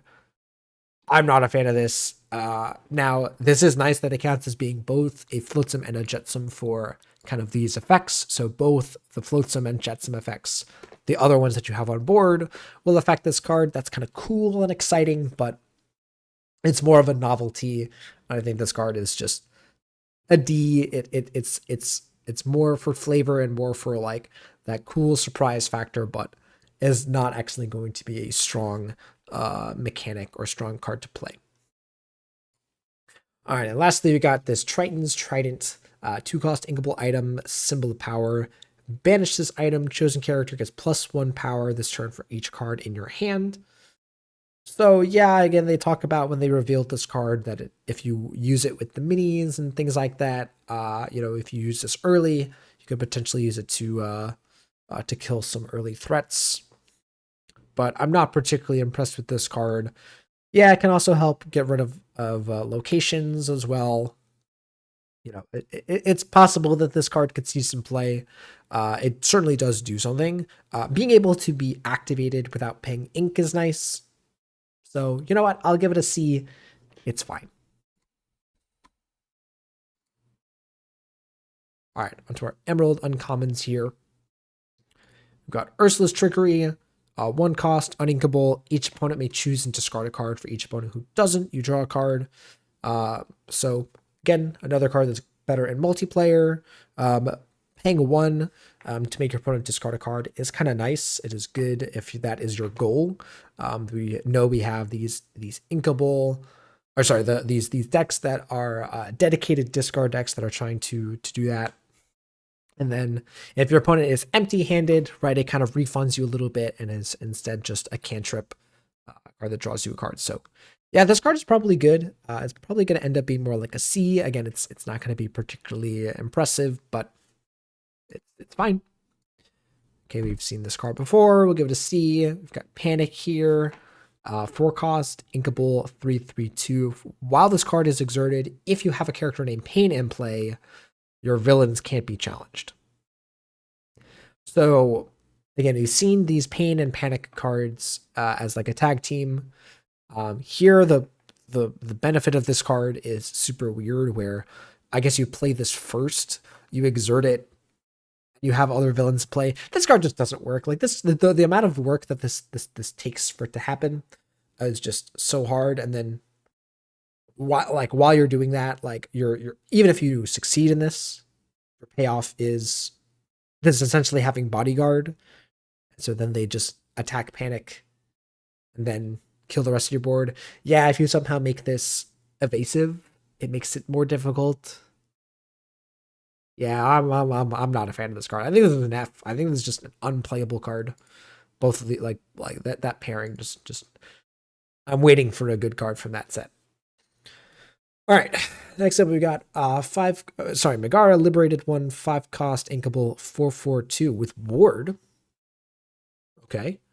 And then whenever you play a character named Hercules, you may ready this character. I don't hate that. We don't have the clauses of, you can't quest with it, so you could quest for 4 potentially. You could, play her next turn, like quest, play a Hercules, ready her, quest with her again if they don't have anything, or you just keep her unexerted, and she has ward, so then it's really hard to get rid of her. Cool. This is probably a C. Again, the issue is that it's just a little bit expensive, but yeah, I like the design. All right, next up we got Pete, vanilla card. It's pretty lackluster. It's a musketeer as well, so it's a C. It's fine. Oh, sorry, this got different language here. We got Hey Hey, clumsy rooster. Love the Hey Hey cards. I think a lot of people love the Hey Hey cards. Just a funny character. 3 cost, inkable, 2/3/2. Already right there. Good stat line. Good tech. Good rate. Everything. Then we'll flatten you up or then we'll fatten you up, not flatten, fatten you up. When you play this character, and at least one opposing character has more cards in their inkwell than you may place the top card of your deck into your inkwell face down and exert it. So this card is pretty awesome. Um, you can kind of delay your ink and get an extra benefit out of this, or punishing your opponent for playing a ramp strategy, essentially getting a one jump ahead for free. Right, so your opponent plays a one jump ahead, they go up to 4 ink, you play this, or I guess, sorry, they go up to 3, and maybe next turn they ink or something like that. It does require your opponent to do something without you just kind of not inking, but it certainly can work. And so, yeah, I think this is going to be a B. It's going to be pretty good. Next up, we got Pegasus Cloud Racer. This is the Floodborn Pegasus, 5-cost inkable 3/3/2, shift 3. So a nice cheap shift cost there, evasive. And then when you play this character, if you used shift to put him into play, your character is gate evasive. Okay. Yeah. So good to just kind of play the Pegasus, the 1-cost Pegasus early, quest with your guys, quest, and then if your opponent has a bunch of stuff on board, you shift this out. All your stuff has evasive, you quest a bunch. Seems good. This looks like a B to me. Like, again, it's a little bit conditional. Again, your opponent could also just be prepared if you do this, but and at its base value, it's a 5-cost 3/3/2 evasive. Yeah, I think this is like a B. I think it's going to be pretty hard for this card to not make its way into decks. Let's put it that way. All right, next up we got Vision Slab, 3-cost inkable item. At the start of your turn, if an opposing character has damage, gain lore. Okay. And then it also says damage counters can't be removed. Sure. In a Emerald deck that's trying to go slow and just damage your opponent's stuff, it seems fine. Yeah. It's probably more like a C. It's a 3-cost item that doesn't do anything to affect the game right away, but sure. Next up, we got Sign Contract, 2-cost inkable item. When an opponent plays a song, you may draw a card. This is an interesting card in that it is a way for you to do something during your opponent's turn. Right? It's kind of like in Magic, you would call this a kind of stacks effect, a static ability that kind of punishes your opponent for taking a game action. Here, I think the benefit of getting a card, I guess, against opposing Steel Song decks, if they are constantly removing your guys, you'll hopefully keep up in cards, but do keep in mind also that those decks tend to play a whole new world, so drawing a bunch of cards might not be so good. But for now, I'm going to give it a tech slot. I think it's more of a sideboard card than a main staple card. All right, last for our uncommons before we get to the more interesting cards. We've got Triton, Young Prince, 4-cost, inkable, 3/4/1. During your turn, it's got evasive. Whenever one of your locations is banished, you may put that card into your inkwell face down and exert it. Interesting. So kind of like the Tinkerbell from the last set, that kind of did the same thing but with your items. But yeah, doesn't really seem that good. Getting invasive is nice. It's fine. It's just a C. All right, next up we've got Iduna, 4-cost inkable 3/3/1. Whenever this character is banished, you may put this card into your inkwell face down and exert it. We've seen this effect before. It's fine. It's a C. This is also another card that we've seen before in terms of stats. It's a C. Hades, another vanilla card. C, we've seen this. Scuttle is a really interesting card here. So we've got 2-cost, inkable, 1/3/1. When you play this character, you look at the top 4 cards of your deck. You get an item card and put it into your hand, the rest on the bottom. So pretty interesting card for any item decks. Unclear if like Steel, Sapphire Steel or Ruby Sapphire are going to make use of this card. There is also the aerial combo deck, right? The aerial item combo OTK that could make use of this. But the point is, This card has some functionality, is definitely going to see play. It's going to be probably at least a C. It could even end up being a B. I'm pretty excited about that card. Next up, we got Great Stone Dragon. A lot of people excited about this card. So 3-cost Inkable, and then it starts off with sleep. Its item enters play exerted. So first of all, if you see an item, if you see a card that has to come in exerted, you know that whatever it's going to do is probably pretty good because they don't want you doing it in the turn that you play it. So here you can exert it to put a character from your discard pile into your Inkwell face down and exert it. So kind of performing a ramp roll similar to Fishbone Quill, but a bit slower and requires you to have characters die. But yeah, seems pretty good. Again, at the very least, it's gonna be a C. Could even make its way up to a B. I know a lot of people are excited about this card. All right, next up we've got Dig a Little Deeper. 8-cost, uninkable, sing together song. Look at the top 7 cards of your deck, put 2 into your hand, the rest in the bottom in any order. So again, as a Magic player, I love to joke that this card is basically a ripoff of Dig Through Time. It quite literally starts off with the word dig. Again, I'm not roasting Ravensburger for these designs or kind of maybe accusing them of taking from Magic. I just find it very interesting.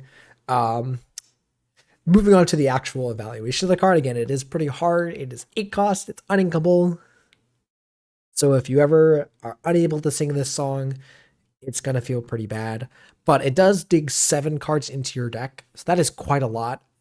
Given how most Lorcana decks are built, whatever you're looking for, you're probably going to be able to find. So I think at the very least, this card is going to be a 1 or 2 of in the kind of Sapphire control decks to look for those super crucial cards. So you can have, like your Maleficent Dragon on board. You can use this to sing Dig a Little Deeper, search for that Be Prepared, find it, wipe the board, and keep the game moving along. So that's probably going to be enough to have this card see some play.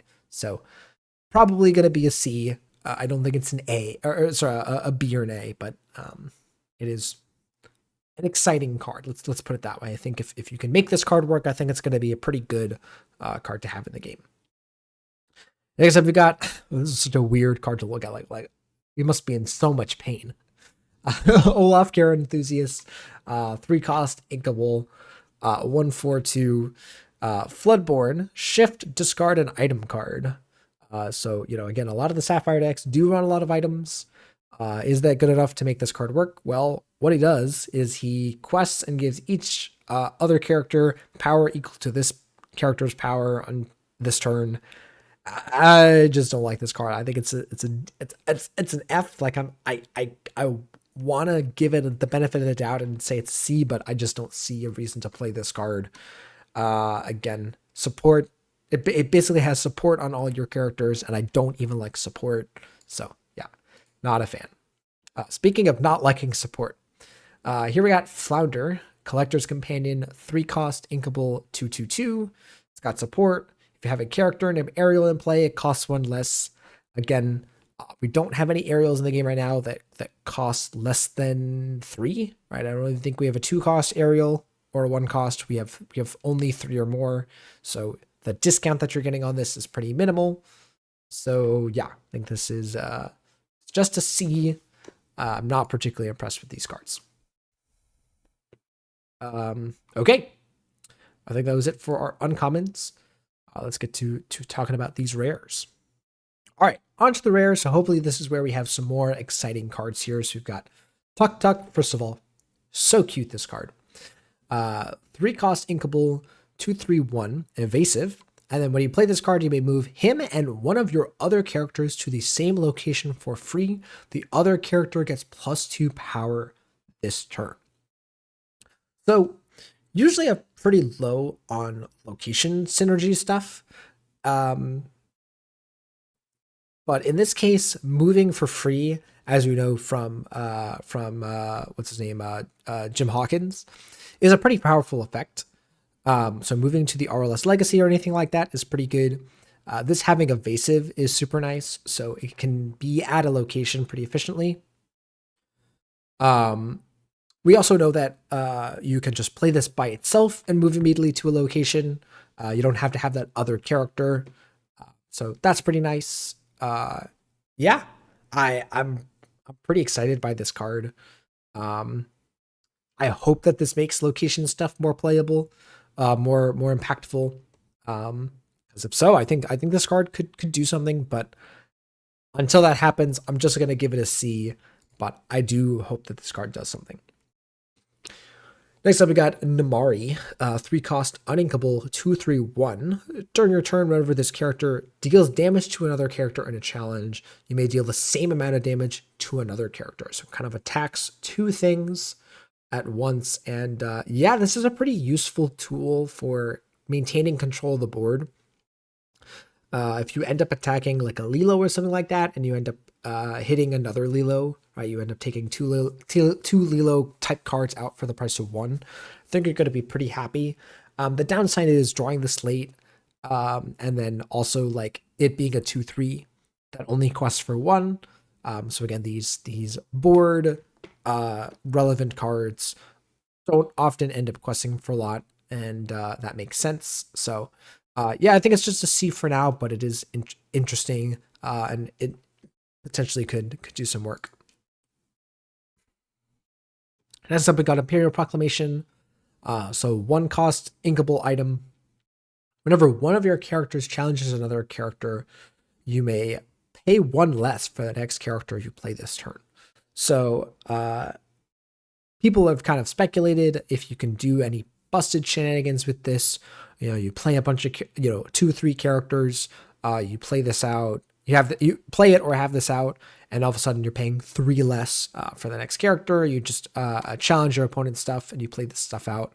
Could certainly work. It is also inkable. It is also possible that it can just be inked or be used for item synergies with Hiram. I'm just trying to find other applications for these cards. Yeah, it's fine. It's probably a C. Again, I'm not particularly high on it right now. All right, so next up we got Sisu, Emboldened Warrior, 3 cost, inkable, 1/4/2. I think this is like one of the first. I don't know if the other Sisus are dragons, but whatever. This character gets +1 power for each card in your opponent's hands. So another funny card for multiplayer. But yeah, in constructed or in 1v1, it's probably fine. If your opponent has a lot of cards in hand, you could use this to effectively challenge out your opponent's stuff. If your opponent doesn't have a lot of cards in hand, they hopefully don't have a lot of stuff on board, and you can just quest with this, be fine with it. But aside from that, again, I think these power-dependent cards don't often end up seeing a lot of play. They just often end up being worse than a character whose stats are consistent. So yeah, it's probably like a C. Might even end up being lower in a D. So yeah. Next up, we got Be King Undisputed. 4 cost, uninkable song, and each opponent chooses and banishes one of their characters. So this is the Lady Tremaine effect, but on a song. So I think this would be pretty interesting for those decks that want that effect. Again, maybe there is also an Amber Ruby kind of Steel Song style deck that uses this as a removal piece. This is one of the few Ruby songs that is a removal card. So that's also interesting. Yeah, this card has to see play. It's going to start off as a C for me, but it could potentially move up to a B. I don't know. Let me know if I'm too hard on these cards. I mean, like, I'm not going to be hard on this, but let's see. We got the Snuggly Duckling here. So 2 cost, inkable location, 9 willpower, 2 move cost. No quest value, but the effect on this location is really interesting. So whenever a character with 3 or more challenges another character while here, you gain a lore. If it has 6 or more, you gain 3 lore instead. So potentially huge power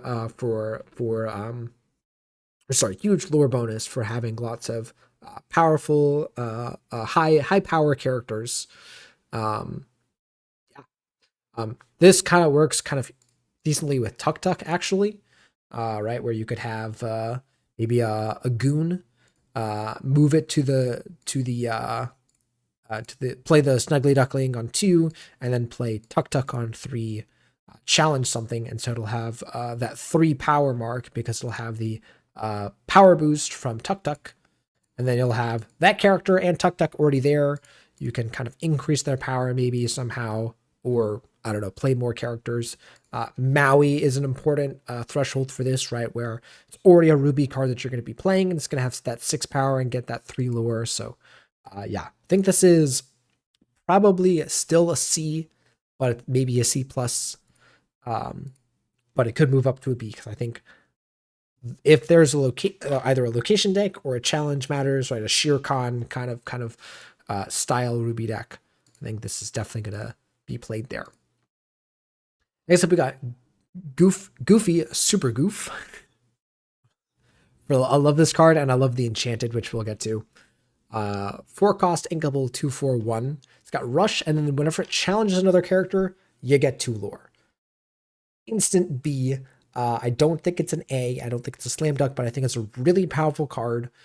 Being inkable is super nice. Assuming you have this come down, you challenge something, you get the lore out of it. Your opponent's going to feel pretty incentivized to get rid of this, because if they just quest and let you challenge again, it's going to be pretty rough.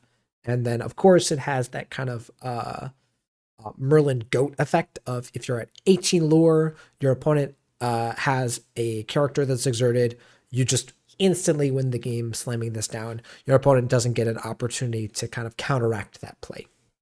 Yeah, so definitely going to be a B for me. I expect the Super Goof here to kind of make its way into a lot of decks. And it's a pretty easy inclusion. And also, by the way, answering your opponent's cards while gaining lore is also just super powerful. All right, onto our steel rares here. We got One Last Hope, 3 cost, uninkable Song. Chosen character gains resist 2 until the start of your next turn. If it's a hero, they can also challenge ready characters.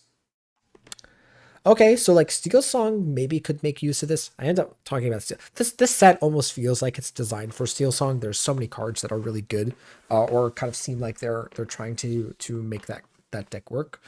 I guess I don't know what heroes are in that deck, so maybe that's not accurate. But like, I'd have to see what hero characters are commonly played in the meta right now. But yeah, resist 2 is nice, and then yeah, getting challenge ready characters, both of those things are nice.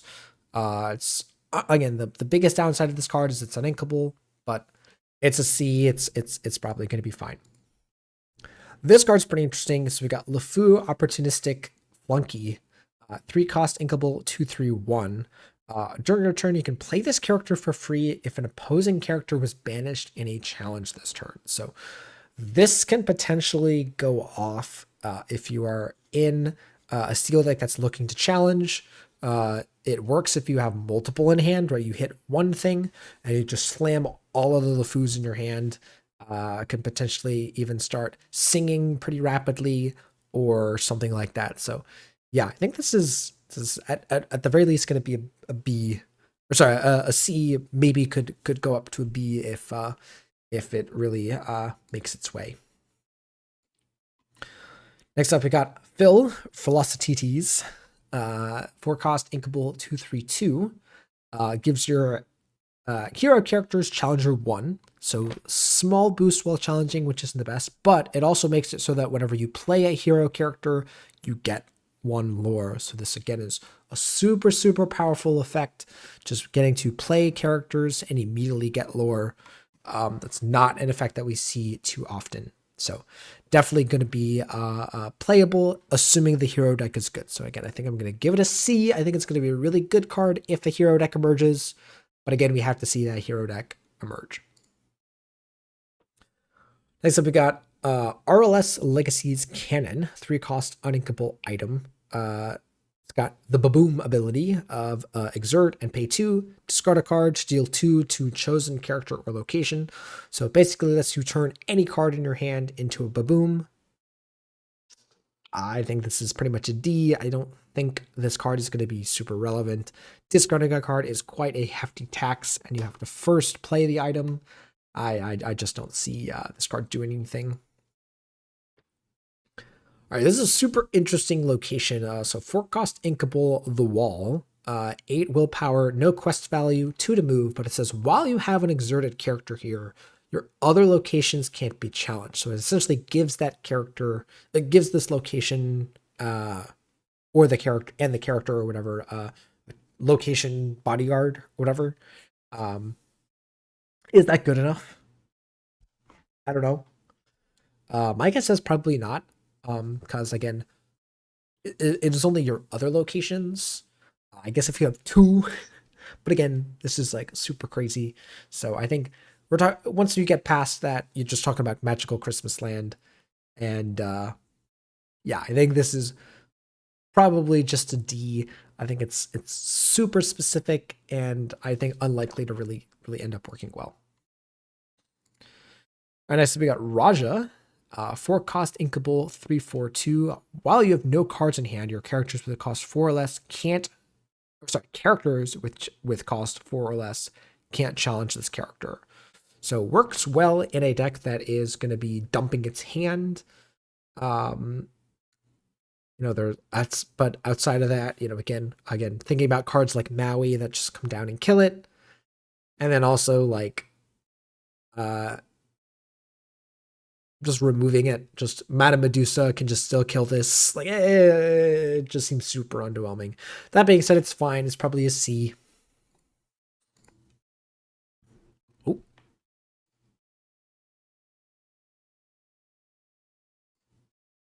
weird. I think something is wrong with this. There we go. Okay, I think something's wrong with the image on this guy. 6 cost. Sorry, Hercules, beloved hero. 6 cost, inkable, 6/5/2. Bodyguard, resist. Like it's big. Works with that Meg card, but besides that, it's just a C. It's a little too expensive for my taste. All right, super exciting card for me in Mickey Mouse Playful Sorcerer. 5 cost inkable, 3/4/2. It's got shift 3 and then resist 1. And then when you play this character, deal damage to a chosen character equal to the number of brooms you have in play. So yeah, another broom synergy card. Again, working with some of the other Mickey Mouse cards. Again, this is presumably in Amethyst Steel. That's where most of the broom synergy cards lie. Yeah, I think this card is super impressive. The resist 1 is really interesting. Questing for 2 is nice. My inclination, again, with this card is that you're going to be playing it straight up instead of shifting it most of the time, but maybe every once in a while, you really want to shift it and get that value. Yeah, I think this card is going to be a C. Again, it's not going to be super amazing in every single deck, obviously, right? It's mostly just for the brooms. All right, onto our amber rares. We got the Underworld here. 2 cost, inkable, location, 6 willpower, 1 quest value, 2 to move. And then whenever a character quests while here, you may pay 3 to return a character from your discard to your hand. So it's really potentially really powerful card if you can enable it and you can get the engine rolling. But the 3 cost on that activation here is pretty taxing, especially when you think about how you have to also move a character there. But it is a pretty powerful effect of getting really powerful cards back from your graveyard if you enable this card. That being said, when you put it all together, I think it's a pretty lackluster card. It's just going to end up being a C. It's a pretty slow value card and not a card that's often going to work too well. But the fact that it also just quests for 1 is also fine. This card is wild. So we've got Golden Harp, Enchanter of the Land, 1 cost, inkable, 1/4/2. And so first of all, like the stats on that card, right, you instantly make you go, okay, there has to be a certain downside, and the downside is, yes, at the end of the turn, if you didn't play a song this turn, you banish this. Um, so I was pretty excited to try and figure out how to make this card work. It seems pretty difficult, as if you played on turn one, it instantly dies. There are no zero cost songs for you to play. There's not even, I think, any one cost songs. Um, that being said, the way to make this work would be something like the Cinderella Singer Cinderella, right? You play that on turn one. You play these out. You play one or two of these out on turn two. You sing something like Storm Rage On or something like that, just as a cheap song. Keep these around. You quest. Next turn, you hope to use Cinderella again, right? And you keep that rolling. But aside from that, I think this card is going to be pretty hard to make work, and I think it will end up just being like a C. Might even end up being a D. It might end up being a complete trap and just a not a card that's gonna be played in decks. All right, so we got a Miracle Candle, 2-cost inkable item. Banish this item if you have 3 or more characters in play. You gain 2 lore and remove up to 2 damage from chosen location. So first of all, very strange that there is a card that wants you to have a bunch of characters in play, but rewards you by healing a location. Very confusing. Again, the designers, like, I'm not critiquing this design. It doesn't make sense to me. Maybe I'm missing stuff from the story or the flavor of the card. But aside from that, playing this when you have 3 characters in play, instantly gaining some lore could be nice. But besides that, I don't really think it's gonna be that good. So I think I'll give it a C and leave it at that. All right. Next up, we've got Alma Madrigal. Oh, this is the important card that we can talk about here. So 3-cost uninkable, 1/3/2. When you play this character, you may search your deck. Yes, you heard me right. Search your deck for a magical character, reveal it, shuffle your deck, and then put that card on top. So this is the really important and quite groundbreaking, because it's the first card in Lorcana that references searching your deck. Up until this point, there's been no searching. There's been looking at the top cards or manipulating your deck in some kind of way, but there's been no cards that legitimately have you pick up your deck, look through it, find one particular card, and then put that on top of your deck. We, of course, have these all over the place in Magic, Yu-Gi-Oh!, all the other card games. This is the first time that we're having this here. So for me, I'm a bit cautious about this. I do like that we're introducing it very slowly. We're not just putting a bunch of cards that search. It is also on a 3-cost card. I think one of the things that I want to avoid is having cards that are too cheap that search your deck. So in Magic, we have what's called are known as the fetch lands, which are cards that you can play on turn 1 to immediately start searching your deck. And this would create a pretty bad dynamic in terms of tournament play, where the beginning of the match, you would shuffle your deck, shuffle, present your deck to the opponent as that's required to kind of counteract cheating or cheating accusations. So you present your deck to the opponent. They cut your deck. Maybe they shuffle it if they want.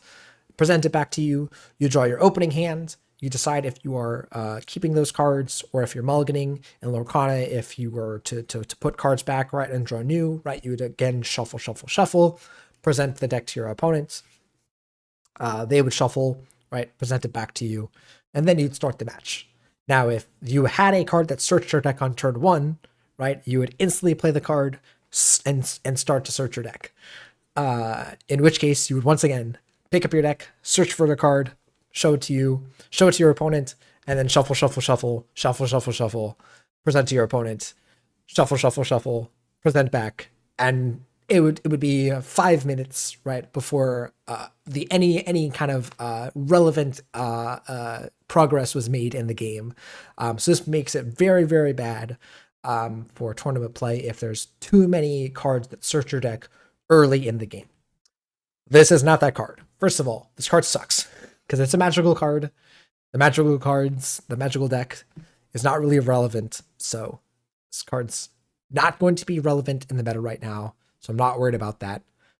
But the bigger thing is that it is a 3-cost card, which is considerably later in the game, which hopefully will help with match time. So all that aside, just to kind of sum all this up, I'm not particularly upset that they're adding these search cards into the game.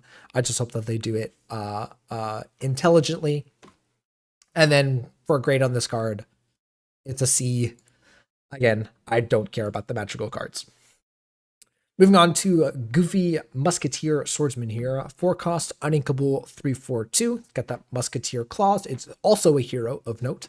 And whenever you play a character with Bodyguard, you may ready him, can't quest for the rest of this turn.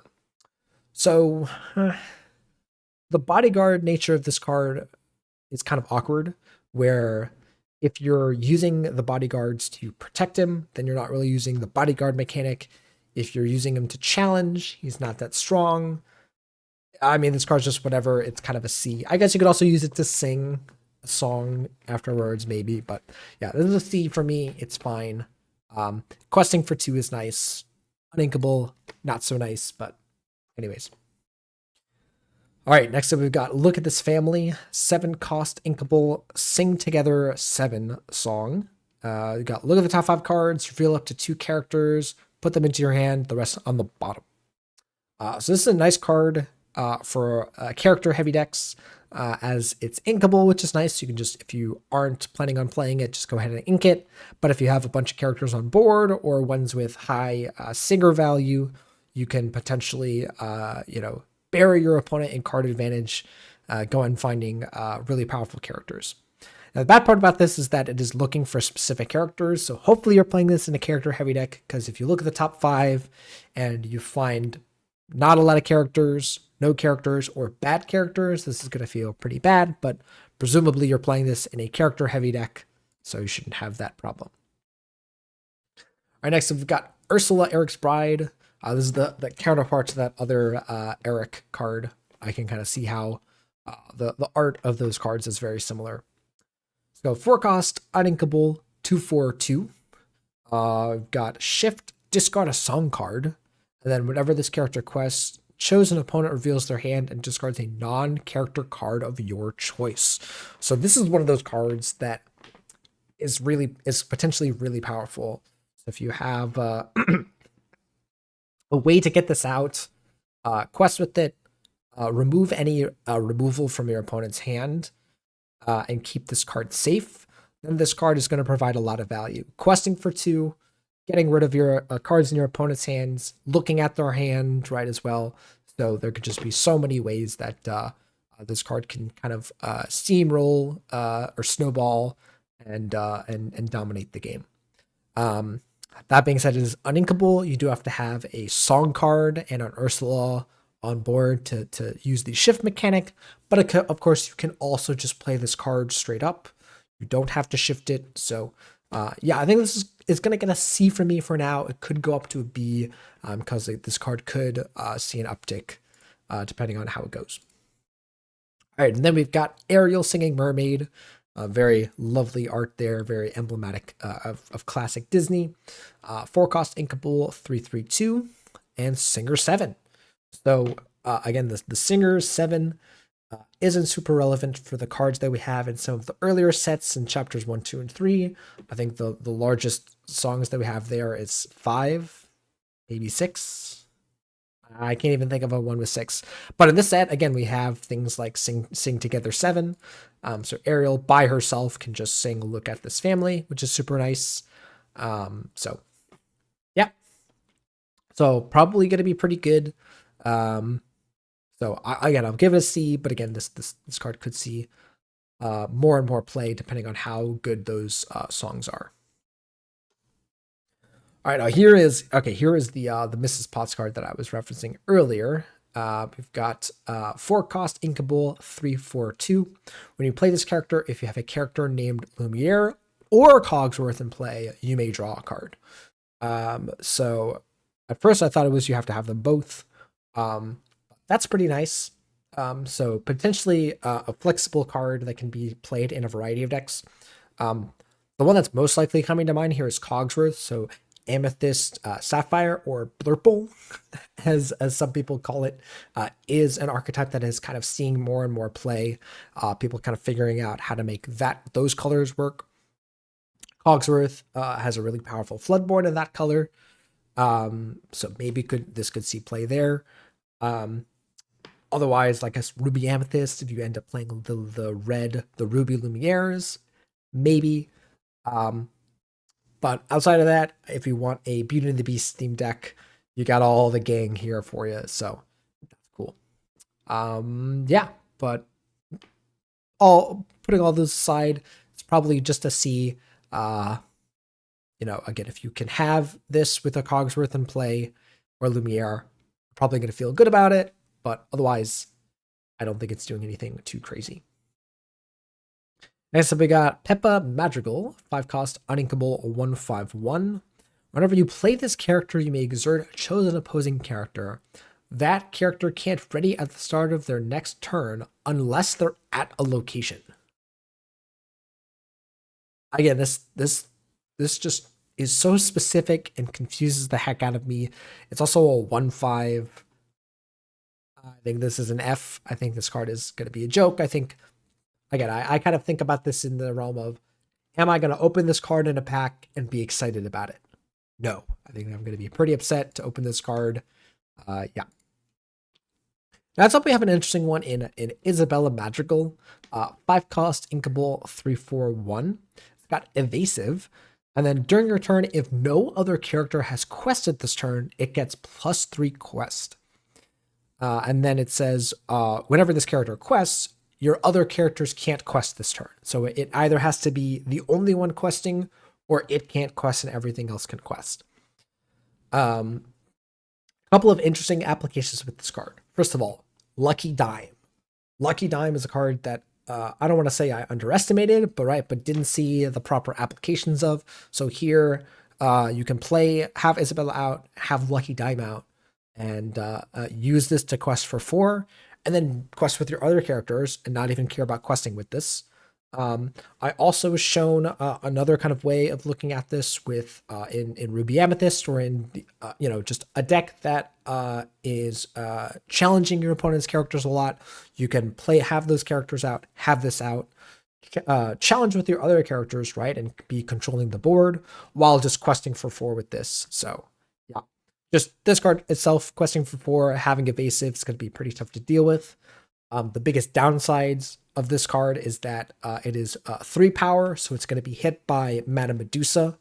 That's going to be the biggest threat to this card. But besides that, yeah, it's probably going to be a pretty powerful card.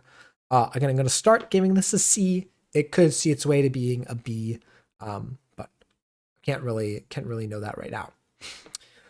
All right, next up, we got Elsa Stormchaser, 3 cost, uninkable, 1/4/1, and you can exert it to give a chosen character Challenger 2 and rush this turn. So, this is fine, but again, we've seen like this with the Rabbit, or the White Rabbit's Clock, or whatever, Clockwatch.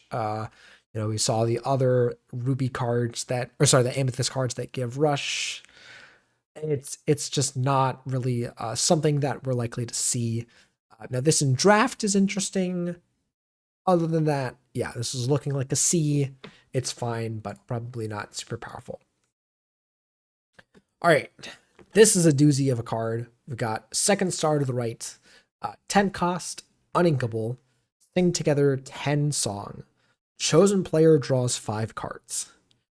Wow. So again, in the right deck where you can sing this, potentially, again, I don't think you're going to want to be playing this for 10, but if you could potentially just sing this for 10, draw 5 cards, you've gotten so much value, and you can dump more cards potentially. The other application is that you could have your opponent at 4 or less cards and deck them out, which is kind of interesting. Having a card draw spell that can also just win the game if the game goes towards milling as a win condition is also interesting. But yeah, Again, hard to evaluate these cards, but I think it's going to end up being a C. The biggest issue, again, at 10 cost uninkable. Really, really is tough to see a world where that doesn't hurt. All right, we've got Ursula's Lair here, 3 cost uninkable location, 6 willpower, 1 quest, 2 to move. And whenever a character is banished in a challenge while here, you may return them to your hand. So again, that hey, that it was Floatsome or Jetsum or one of the eels, right? That had that effect. And then it also says the characters named Ursula get +1 quest while here. So again, very interesting card in terms of the story. Love the art, but being uninkable, requiring you to play Ursula's in particular. They have to move there, so the 2 cost to move is super expensive. But maybe there could be a scenario where you play this in, again, an Ursula deck, where you're also putting your characters here, could be good. I would also have to look at the other Ursula cards and if there's enough to kind of make this a dedicated deck. But yeah, otherwise it's probably a C, honestly closer to a D if I'm being honest. Next up we got the Mystical Rose, 2 cost inkable item. Manage this item to have a character named Beast get +2 quests this turn. Woo. And if you have a character named Belle in play, you move up to 3 damage counters from chosen character to chosen opposing character. So, there's been a couple of these 2 characters matter cards in these in Lorcana in the past. We have the lantern, or no, not the lantern, the lamp. If I have a couple other cards like that. This one is interesting as, I'm imagining this in something like Amethyst Steel, where you have Beast Tragic Hero. So you have Beast Tragic Hero quest for more. And then if you have a Belle in play, you could potentially move the damage counters off of your Beast Tragic Hero onto an opposing character. So yeah, in that scenario, this card is going to be pretty powerful. Yeah, but outside of that, it's not going to be it's definitely not an A or a B. It's probably going to end up being a C, assuming that it even works. Again, it could end up just being a D and being terrible, and yeah. All right, next up we got Bruno Madrigal, 5 cost, uninkable, 4/5/1. Whenever you play it, another character gains. When this character is banished in a challenge, you may return this card to your hand this turn. So notably, it is only for that turn. You have to challenge and you have to have it die, but this is pretty nice as you get control over it, and you can kind of choose to play it at a time where you will get this effect off. So that being said, I think it is more of a draft card. I think 5 cost uninkable characters have to be way more powerful than this. So yeah, it's a C from me, but it is certainly cool. It is not an effect that we see often. I gotta get my hydration going. Man, I forgot how hard it is. Let me also get a little air going, because man, I forgot how tiring this is. This is a lot. Oh, we're almost there. We're almost there. And once we make our way through the rares, it'll be smooth sailing because we just have a couple of super rares and legendaries to talk about. All right, so first for our Emerald rares, we've got Hera, Queen of the Gods, 3 cost, inkable, 1/3/2. It's got Ward, which is nice. Your character's name Zeus get Ward, and your character's name Hercules gain Evasive. Cool. Again, not really familiar with all of the Zeus and Hercules cards. I know there are a bunch in Steel. I don't think there's a lot of Zeus cards in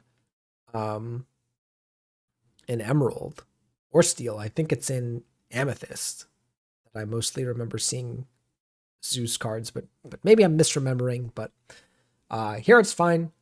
This card's probably a C. Maybe it works, maybe it doesn't. Oh, this is a good one to talk about. A lot of people are excited about this card. Got Jasmine Desert Warrior, 5 cost, uninkable 3/3/2. When you play this character and when she is challenged, excuse me, your opponent chooses and discards a card. So very, very powerful. It comes down, again, takes a card out of your opponent's hand, potentially quests if unanswered, and then is going to be really taxing for your opponent to remove. So this looks like a B actually for me. I think this is likely to be good in these discard decks. It's kind of like a better version of Lucifer that we used to run in some decks. So yeah.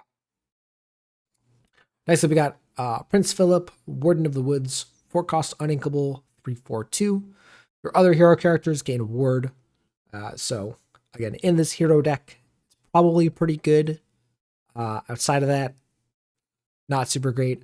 Also, not the biggest fan of this being uninkable. So it's probably closer to a C. It's fine. All right, here's another interesting sing together song. So 8 cost, Under the Sea, 8 cost uninkable, sing together 8. Put all opposing characters with power 2 or less on the bottom of their players' decks in any order. Yeah. So, again, just absolutely hosing any kind of aggressive deck. It is one-sided as well. If this said each character, right? If this affected your own, it would be pretty difficult to play. So yeah, could potentially be good. And again, an Emerald song deck. Yeah, could be good. The other thing is that this is a potential Wrath effect. So again, kind of similar to Be Prepared. Maybe you're okay just playing this card out for 8 if it answers enough of the board. So yeah, this is probably a B. Definitely is more board affecting than the other sing together songs that we've seen. So cool. Next up, we got Cricky. Cute little guy. 5 cost, inkable, 3/4/3. So high quest value here. And then whenever you play this character, your other characters get +3 power this turn. So it can potentially come down and just answer a bunch of the board. And then you're left with this 3/4/3. Probably fine. It seems backbreaking in draft, right? You play this, you kill a bunch of your opponent's stuff, and then you just have this as a powerful quester. Yeah. I think this is a C though. Again, it's just kind of hard for me to imagine this being super good and constructed, but still is a nice card. Next up, we got the Muses. 4 cost, inkable, 2/4/1 ward. And then whenever you play a song, you may return chosen character with power 2 or less to their player's hand. So having ward on this is nice. So potentially going to be able to stay around and get multiple effects off.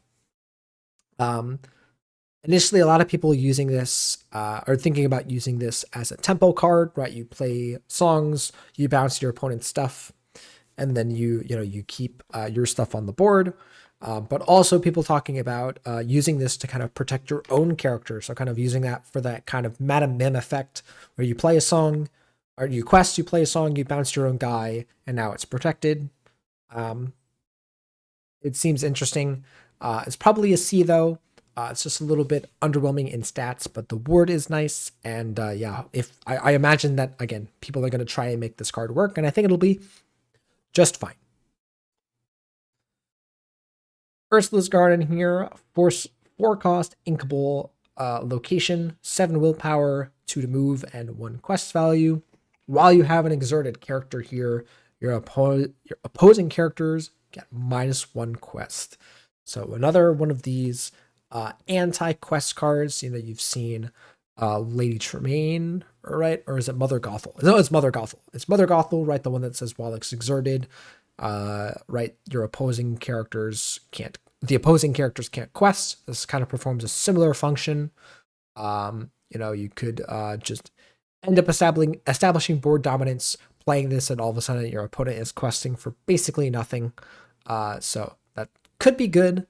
Being inkable is nice. So yeah, I'm gonna give this a C. It's definitely playable. Next up, we got We Don't Talk About Bruno, but of course we are talking about it right now. So am I breaking a rule? I don't know. 5 cost inkable song, just normal song, no sing together, no sing together here. But return chosen character to their player's hand, then that player discards a card at random. So first time we've seen discarding at random. Um, Again, we'll have to see how Lorcana is asking your players to resolve that effect appropriately. Presumably, rolling dice is probably going to be the way to go, but we'll see. But yeah, um, aside from that, that's a really powerful song. Again, Ariel, whatever the singer 5 Ariel from set 1, right, can potentially sing this really well, could potentially lead way to an Amber Emerald song based deck, as we were kind of talking about earlier. Otherwise, it's just a good card to have for the discard decks. This is again another card that we were talking about with Ursula and Atlantica, right? You could potentially have Ursula, Deceiver of All, sing this. There's so many possibilities with this card, but at the very least, it's a tempo positive play that also gets rid of a card in your opponent's hand. Could potentially get rid of the card that you bounce. So yeah, I think this card is going to be a B. I think this card is good and is definitely going to see play. Just is not broken. All right, last for our rares, we've got Sapphire once again, and we've got Prince Philip, Gallant Defender here. 3 cost, inkable, 1/3/2. Has support, and then whenever one of your characters is chosen for support, they gain resist 1 this turn. So I kind of overlooked this card. Again, I'm not the biggest fan of support. I'm still not the biggest fan of support. But this can potentially stack. So if you go like a 1 cost character, 2 cost character with support, turn 3 this, right? You could immediately get the support benefit that turn, right? By questing with your support character, buffing up your other guy. But then the next turn, you could potentially quest with both of your support characters and give resist 2 to your 1-drop. Is that good enough? Probably not. But I think that if there is a support-based deck, this is going to be pretty good in it. So, yeah, I'm going to give this a C. Again, it's not bad. I'm not the biggest fan of support cards, and otherwise this card is pretty weak. Next up, we got Ariel's Grotto, 2 cost, inkable, location, 7 willpower, 2 to move, and 0 quest value. But it says while you have 3 or more 3 more items in play, it gets +2 quest value. So, yeah, pretty interesting way to close out the game if you have a bunch of items and you can protect this. Again, thinking about this more in the case of Ruby Sapphire items, where you can have a bunch of items in play, have this out, it's gaining you lore, you be prepared to wipe the board. But outside of that, maybe like the Ariel OTK deck plays a bunch of items, plays this out, has this quest. Maybe that's something as well. Not a particularly insane card. It's cool design, but yeah, it's just a C. It's not the most powerful card in the world. Next up, we got Dan Hu. 5 cost, inkable, 3/5/2. Your other villains gain support. Cool. It's fine. It's probably more like a D. I don't care about this card. It says support. It mentions villains. This is not I would love more villain support. This is not the villain support that I'm looking for. All right. Field of Ice. 3 cost, inkable item. Whenever you play a character, they gain resist 1 until the start of your next turn. Okay. It's fine. It's pretty slow. Playing this on turn 3 is pretty lackluster. But maybe afterwards, get a little bit of extra protection, but really only against steel decks, because those are really the only ones that are going to be dealing you damage. Maybe Emerald, but this looks more like an F. Looks more like a card that you just like don't want to play. All right, next up we got John Silver, 8 cost, 8/8/3. So quite a hefty card. But Big. It's probably good in draft, but outside of that, this is just a D. These 8 cost cards are just often just don't end up getting played. Next up, we got Treasure Untold, 6 cost action song. So 6 inkable. Return up to 2 items from your discard into your hand. So could be useful with Tamatoa or just the decks that want to have lots of items. But this I think would actually be better if it was a sing-along card, sing-together card. Having a 6 cost character in play and needing to sing this doesn't seem that likely. So this is more like probably a D. Maybe it could be a C in the right deck. All right, and here we have Rapunzel, Appreciative Artist. 5 cost inkable, 3/5/3. While you have a character named Pascal in play, she has Ward. So this kind of incentivizing you to play Sapphire, Amethyst. So the 1 cost Pascal having Evasive. There's a couple other Pascals in this game, but like, in the game so far. But really, I think that's what they're intending to be played alongside, so that the Pascal has Ward, and then, the Pascal has Evasive, and then Rapunzel has Ward. So then you can kind of have Rapunzel protect Pascal, and then you can quest with Pascal and Rapunzel pretty safely.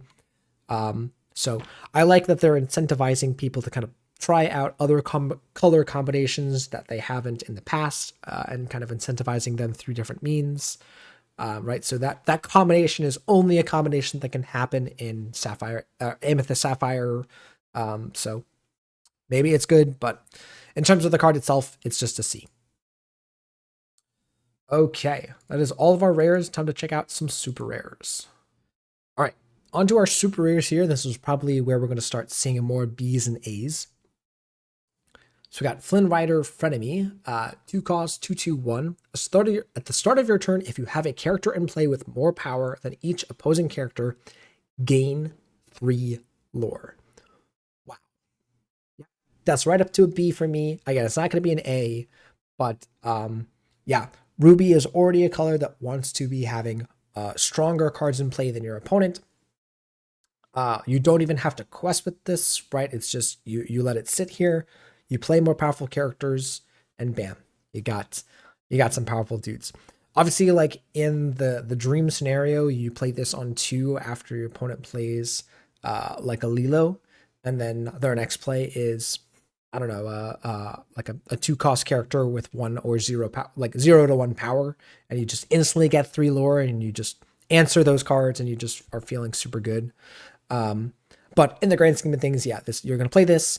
Maybe it comes down and just answers stuff on the board, which is fine. But then if you have enough time to have bigger cards, this is gonna really, really, really steamroll pretty fast. Next up, we got Noi Acrobatic Baby, 4 cost inkable 4/4/1. Whenever you play an action, this character takes no damage from challenges this turn. So once again, another card that is going to allow Ruby to have this kind of board dominating game plan. Taking no damage is probably going to be pretty good. It is not the most impressive quester, right? But can also sing songs. It is nice that this is actions or songs, right? If it was just songs, which I don't know why that would be. It would be a little bit more restrictive, but any 1 cost song just makes this, 1 cost action just makes this thing super difficult to interact with. So, yeah. I don't think this is a B though. I think this is closer to a C. I think it's not necessarily going to make its way into a whole bunch of decks, but next up, we got Raya Fierce Protector, 3 cost, 3/3/1. And then whenever this character challenges another character, you gain 1 lore for each other damaged character you have in play. So this is where I assume they're trying to, give a little bit of support for those damaged characters, right? We saw Mulan, we know about Mother Gothel, Beast. So maybe they do that, or they just reward you for challenging and surviving. So this is interesting. Is it good? Maybe. Maybe it's even better if you can challenge, have it survive with some damage, and then it's each other damage. Never mind. Nah, okay. I was going too hard there. Um, I think this is just a C. I think it's a little bit too underpowered and too restrictive. All right, next up we've got another Raya, Unstoppable Force. 7 cost Inkable 362. It's got Challenger 2 and Resist 2. So already this is a fighter. It's a fighter if I've ever seen one. During your turn, whenever this character banishes another character in a challenge, you may draw a card. Okay. So we saw the Simba, the 7 cost Simba in Steel from the last set. See a little bit of play and like Sapphire Steel and some other decks. This having resist 2 is really nice. It reminds me very much of Cinderella. Unfortunately, Cinderella has the ability to shift out early. Of course, Cinderella Stoutheart. So I discounted the other Simba. I kind of called it like I think a C or a D. I think this is probably going to end up being more like a C. I think you have to get to that 7 cost, but if you do, this card seems pretty good. This is you got Magic Broom up next here, 6 cost Inkable 262, and it's got Resist 1. All right, and then it gets +2 power for each other broom you got in play. So this is kind of another one of these brooms that is all about board control. There was the Amethyst one from the last set that had Rush. I'm not the biggest fan of these brooms that have a bunch of power. I will say, I guess you can use this broom as a quester and just have it have resist and have it be large. So maybe that's fine. Yeah, it seems like a C. Again, maybe if it comes out early from Mickey Mouse Sorcerer, maybe it's a little bit better. Okay.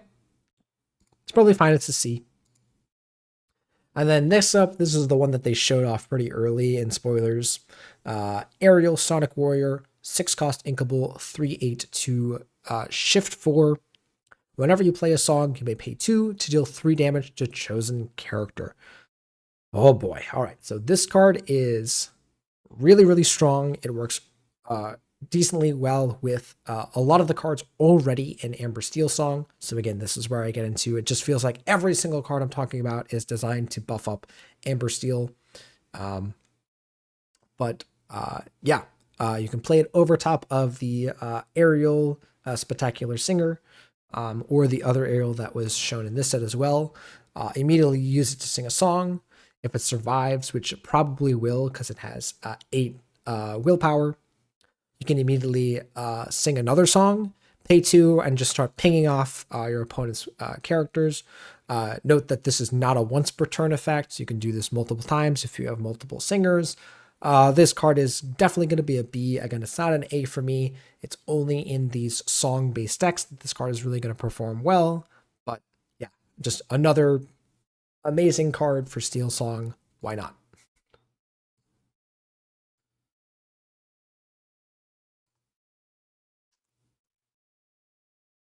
Okay. So next up, we have Gaston, Despicable Dealer, 3 cost Uninkable 241. Dubious Recruitment, can exert it to pay 2 less for your next character you play this turn. Ooh. All right, so this is very similar to Pluto, right? That we saw from the last set. That card saw an uptick in play. We have Doc. So I think of these character-based decks, this is going to be really awesome. I'm giving this a B because, again, I think in those decks, going Pluto into this, into pretty much any character is going to be really nice. This allows you actually this into Pluto into this, even if your Pluto dies, allows you to play Mufasa or another powerful 5-drop on turn 2. Sorry, on turn 3. which is potentially really powerful. That's kind of what you're trying to do, and if you do, you're going to be pretty happy. So B for Gaston. Next up, we got Minnie Mouse here, 5 cost, uninkable, 1/5/2. The Musketeer here. It's got Bodyguard, and whenever you play this character, you banish chosen opposing character with power 5 or more. So there's a really glaring issue with this card, and maybe it's gotten a little bit better in the set. I can look back, but the big issue with these cards is that the number of targets for this card is quite minimal. So thinking back to cards from set 1 through 3 that are already being played that naturally have 5 power. Maui, Cinderella Stoutheart, Dragon Maleficent, Tamatoa. That's all I got. I'm trying to think of other cards. That's all I got.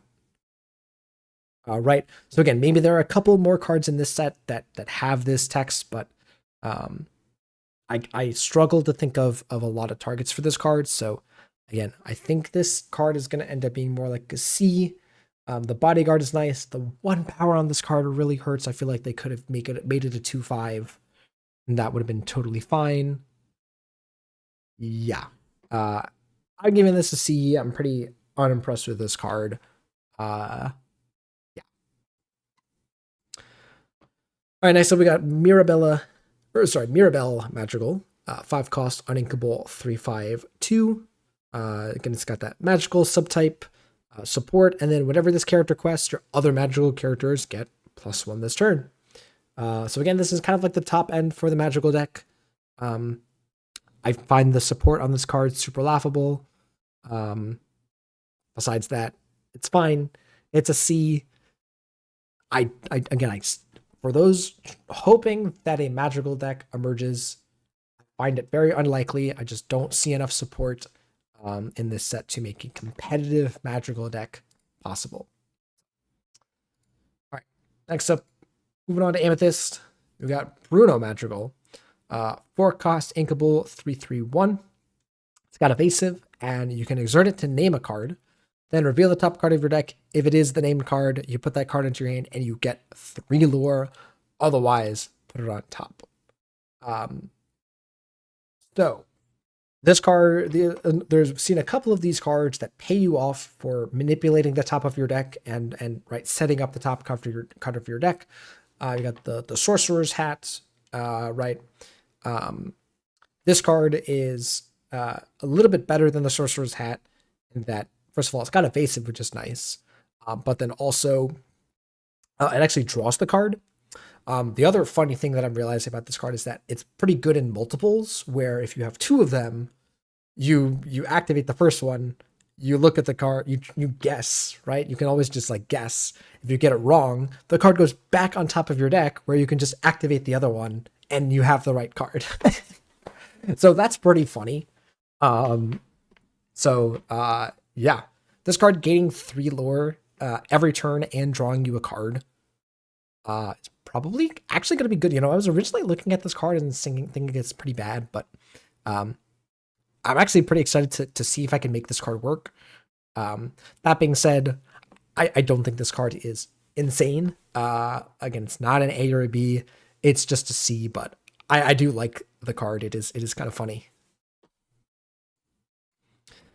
Next up, we got Peter Pan Shadow Finder. So this is kind of the opposite of the Peter Pan's Shadow card from, I think, Floodborn. 3 costs, 2/3/1. It's got Rush and Evasives, and so the other card, I think, also had that. And then it gives your other characters with Evasive Rush. And so the other card was, it gives your cards with Rush Evasive. Yeah, as for like, is this card good? I don't think so. I think it's pretty lackluster. It's probably more like a C. You have both of those cards together, and all of your cards have Rush and Evasive. All of your cards with Evasive gain Rush, and all of your cards with Rush gain Evasive. Sorry, it doesn't give them the abilities, but I still don't think that's good enough. And both of these cards are uninkable. So yeah, it's just a C. It's fine.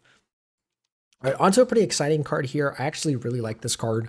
Uh, Bell Accomplished Mystic. Five cost inkable. 4/4/2. Shift 3. And then whenever you play this character, you can move up to 3 damage from chosen character to chosen opposing character. So this card to me is very similar in its effect to Rapunzel, right? Because you are wanting to put 3 damage on one of your guys and then remove it and do something with it. In the case of Rapunzel, right, it's you get to draw a bunch of cards. In this case, you can potentially kill one of your opponent's threats, right? So you attack with a Maui or something into something, or a high health character into something, have a little bit of damage. You play this and you heal it up, and then potentially finish off an opposing character or kill another one outright. Yeah, that seems pretty good to me. I think if you ever end up playing this in a scenario where, again, you get to kill something, you're going to be really happy and you're going to be pretty hype on this card. So yeah, I kind of want to say that this is a B. Again, it might end up just being a C. It might be a little clunky. The shift 3 isn't that exciting because there's not a ton of Bell cards that really work well with it. And again, you do have to do a little bit of setup. But yeah, my inclination is that you're going to play this on turn 5 and probably feel pretty happy about it.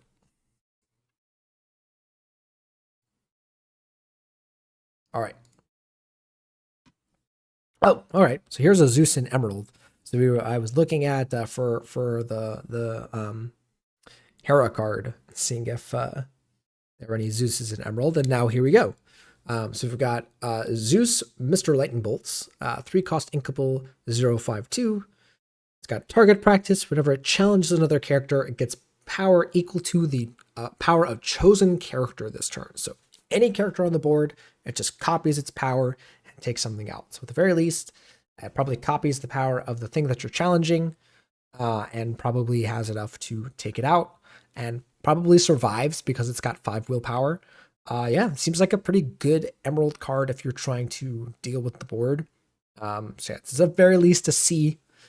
May end up being more like a B, but probably ends up being a B, because it only works while it's challenging and not while it's being challenged. So again, I'm really not a fan of these 0 power cards.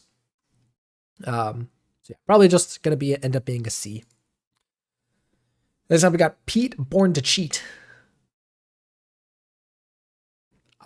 I'm not forcing the rhyme there, but they are, I guess. 2 cost uninkable, 2/3/1. Villain Musketeer. So 2 relevant types there. Whenever this character quests, while he has 5 or more power, return chosen character with power 2 or less to their player's hand. So again, kind of digging into the Pete bad guy theme of playing cards that buff up your power, but then questing or kind of doing something else to interact with your opponent. At the very least, it's a 2 cost 2/3. But also, I don't really see a lot of scenarios where you're going to be happy buffing this up to 5 power, and your payoff is bouncing something small. I think it's going to be pretty unlikely. This looks more like a C. Yeah, not super into this card. Oh, I got. Next up, we got a quite a hefty card here. A lot of text on this card, a lot of stats and everything. So we got Prince Philip, Foe Slayer, 9 cost inkable, 6/6/3, and it's got shift for 6. And then it's got evasive, and whenever you play this character, banish all opposing characters with at least 1 damage. So if they have any damage on them, they all die. And it's got evasive. Yeah, so pretty interesting. It also is really nice that this has a 9 cost, so it's shift 6 but 9 costs. You could potentially use it to sing some of those sing together songs. It's inkable, which is super nice, so if you aren't using it, you can just get rid of it. So a lot of good Philip cards in Emerald. There's good ones in Seal. There's good ones in Sapphire, I believe, as well. So there's just so many ways that this card can come down and be powerful. Right, you can grab your swords into play this the next turn and just wipe your opponent's board. There's just so many interesting ways that this card can be used. And then, of course, just having evasive is also nice. Why does this card have evasive? It just quests for 3 after, like, it comes down, kills the board, and then you just quest for 3. Yeah, I feel like if this card works the way that I think it will, this is going to be a B. It could even be an A. But definitely excited to see what this card does.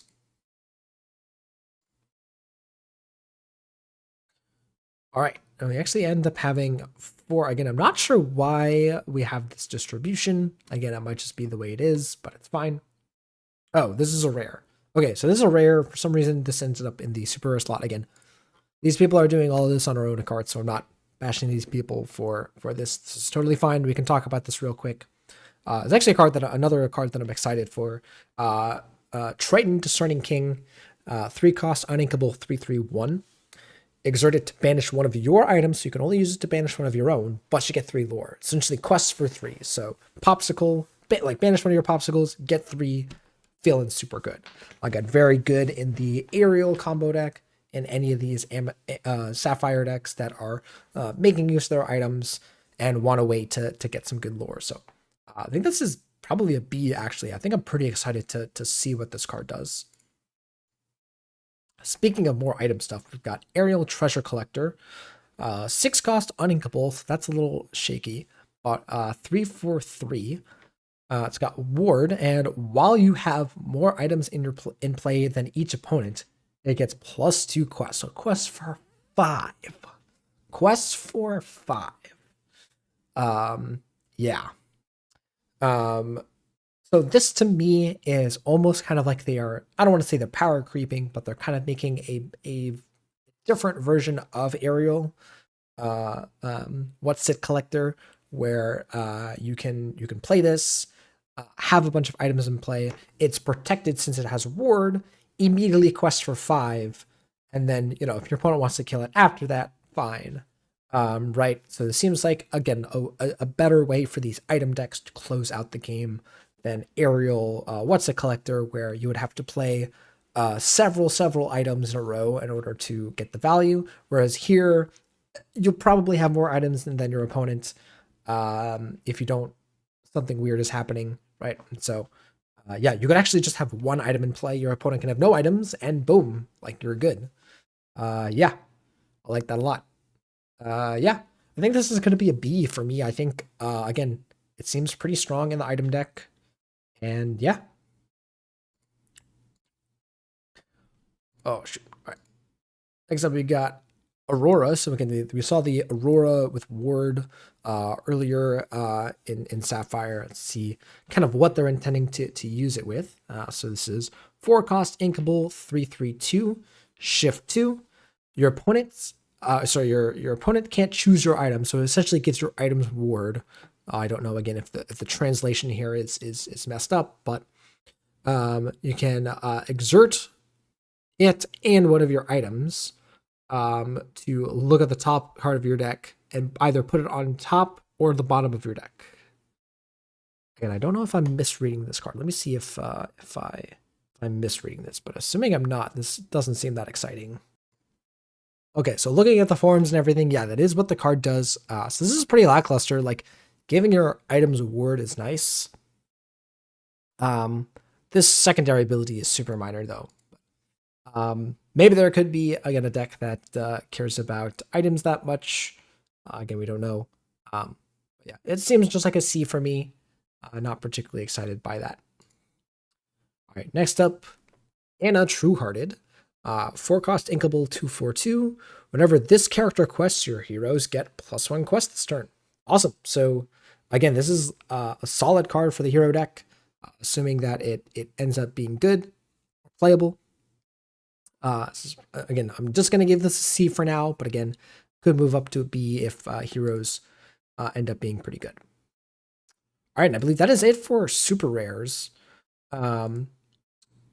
So I'm not going to talk about the legendaries in this set just yet. Sorry, the enchanted. We're going to talk about the legendaries and just go over these, and then we can look at the enchanted afterwards. All right. So first up is Ruby, got this wild Sisu card. So Sisu, Responsible Sister, 8 cost uninkable, shift 6, 5/4/3. And then whenever you play this character, banish all opposing characters with power 2 or less. So very similar to the Prince John. And notably, right, again, that 8 cost shift 6 gonna help sing some of those sing together songs. And yeah, wow. There are some decks that could make use of this. We have the Sisu in Sapphire, right, that could see play. So you could always like play that out, quest with it, and then, you know, in the aggressive matchup, you shift this out and you kind of one-sided wrath your opponent. But there was the 2 powerless restriction might be rough. Again, I'm not sure, but again, it also is just a fine card to just play out normally, right? If you can play it for 8 and just remove a bunch of your opponent's stuff, it could still be good. So yeah, this is probably a B. Again, I don't think it's quite an A territory for me just yet, but you know it is this Mulan. So we've got Mulan Elite Archer, 6 cost inkable, 2/6/2, shift 5, which sounds expensive, but when we read the rest of the card, it'll make sense. When you play this character, if you use shift to play her, she gets 3 power this turn. So remember that you can then immediately use her to challenge, and she's got triple shot during your turn whenever this character deals damage to another character in a challenge. You deal the same amount of damage to up to 2 other chosen characters. So you have any Mulan in play, any Mulan, could even be this Mulan, and you shift another Mulan over top of it. You get a 5/6 that challenges something and immediately does 15 damage spread across 3 characters. Wow. That's insane. I think that this is going to be a super hard card to play around for aggro decks, right? Where all of a sudden, if you are questing too much, even if you have a bodyguard, right? Bodyguard does not protect you, right? You can challenge the bodyguard, get rid of 2 more characters. This is just going to be such a strong card. And then obviously it loses that power boost afterwards, but can still kind of do some additional spread damage, or can just start questing. Of course, obviously, if you have other ways to buff its power, that can still be good. Yeah, I think this card is fantastic. A for me. I think I'm going to be really, really scared of this card. Oh my god, if someone ever plays against that against me in draft, like, I'm just going to cry.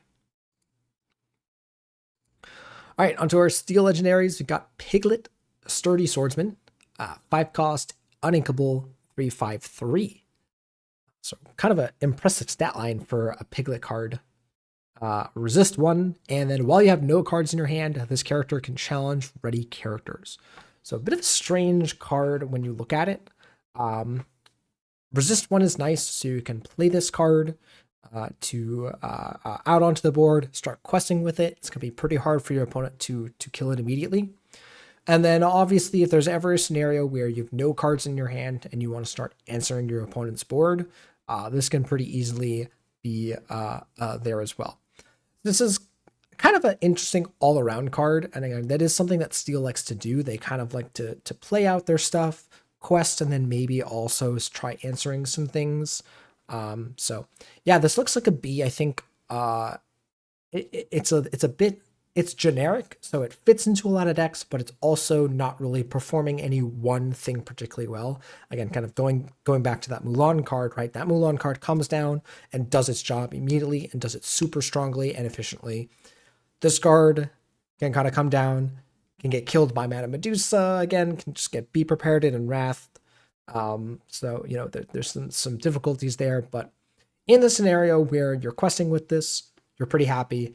In the scenario where you're challenging with this, you're probably doing okay, assuming you're challenging the ready characters and you're kind of taking your opponent's stuff out before they have a chance to do things. So, yeah, gonna be a B from me, but we'll see.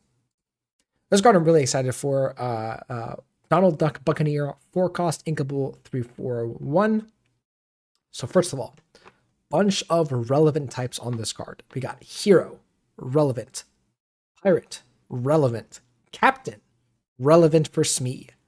There's some other cards that it's relevant for, but the big one is Smee. Smee is such a strong card, and having good captains for it is nice. Next up, we got its ability Boarding Party. During your turn, whenever this character banishes a character in a challenge, all your other characters get +1 quest this turn. So you can play turn 2, you can play a Smee. Turn 3, you can play another Smee. Turn 4, you play this. You challenge something with this next turn. You quest for 6 with your Smees, and they don't even take damage. I'm pretty excited by this. I think this is an A. I think this goes into so many decks. It's super easy to use, and when it works, it's going to be really, really powerful. It is also inkable, so in the scenario where you're not looking to do this, ink it away, and you're fine.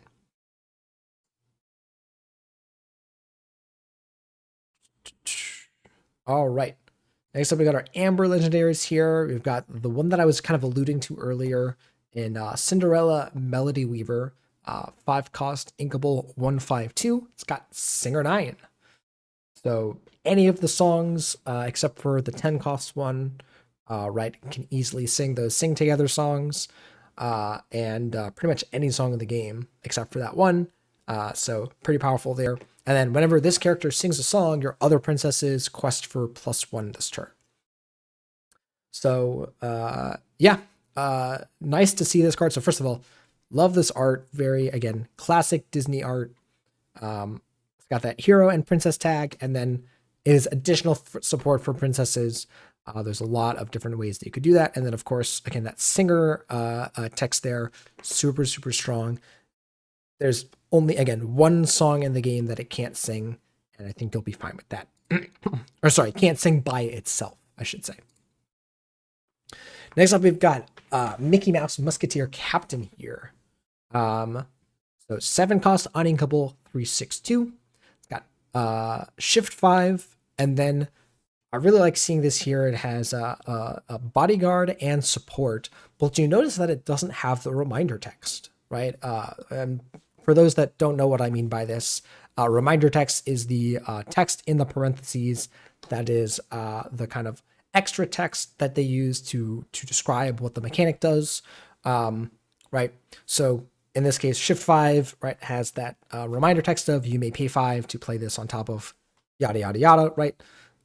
Bodyguard and support have additional text, right? That is explained in the game, right? But we've seen them enough that we don't really need them to be fully explained every time that they come up. And I really, really like that. I think it's going to reduce the amount of extra text on a card.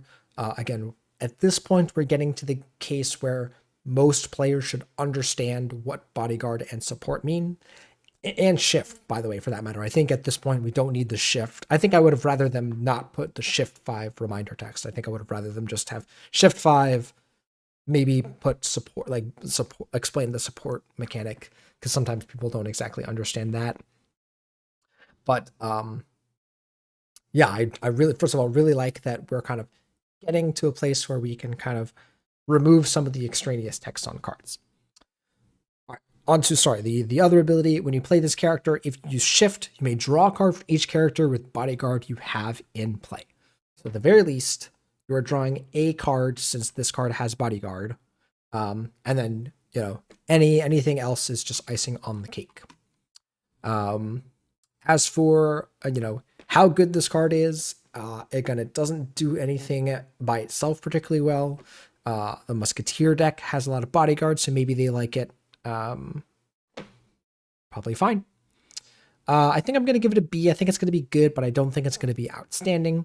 The uninkable nature of this card is pretty lackluster. So yeah, I think it's better than a C. I think it's going to be a powerful card, but I don't think it's quite an A in that. I think, you know, it's only going to be good in certain decks. And yeah. All right, onto our Amethyst Legendaries here. Super excited for Yen Sid, powerful sorcerer. Again, Kingdom Hearts fan here. So love seeing Yen Sid, the powerful sorcerer here. 2 cost, inkable, 1/3/1. Whenever you play this character, if you have a character named Magic Room in play, you can draw a card.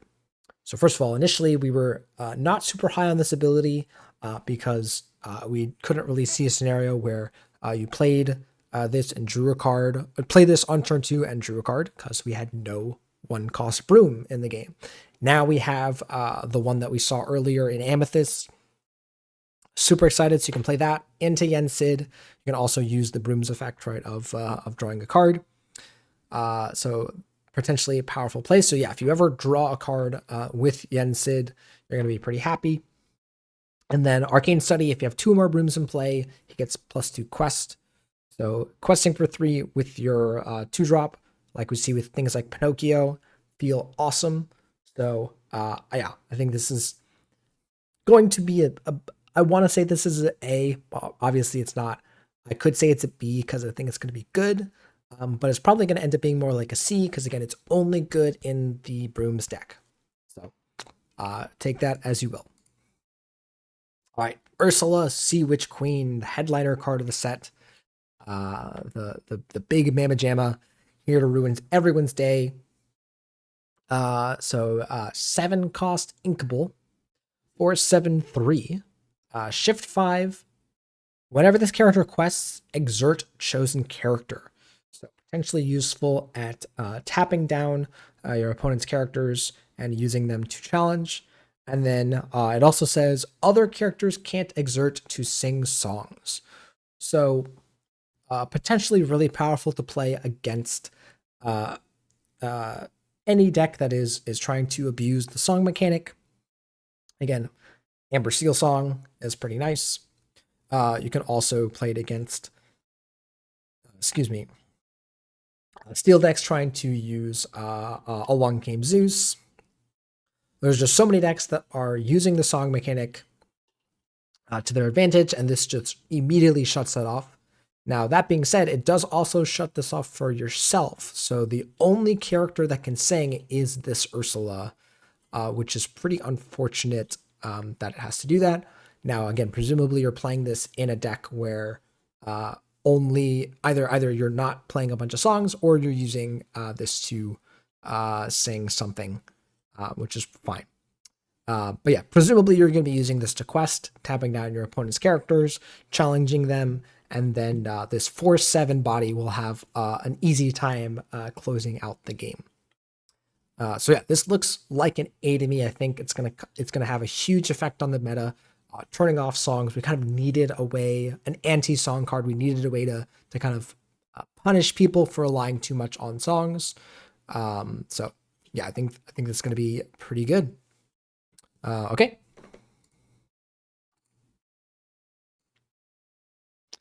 All right, next on Emerald, we've got for Emerald Legendaries, I should say, we've got Hades Foul Player, 4-cost Inkable, 3/3/1.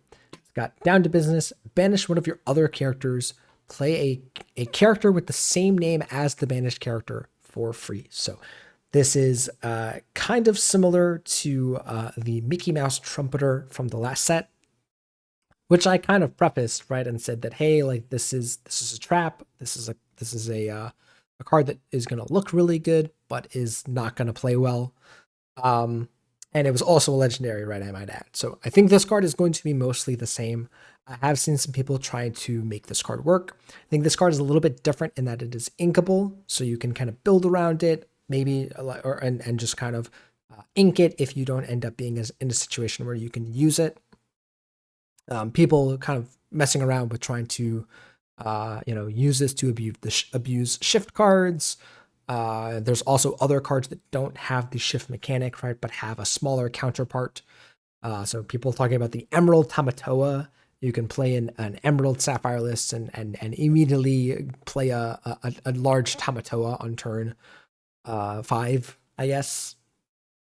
Again, all of this seems a little bit too cute.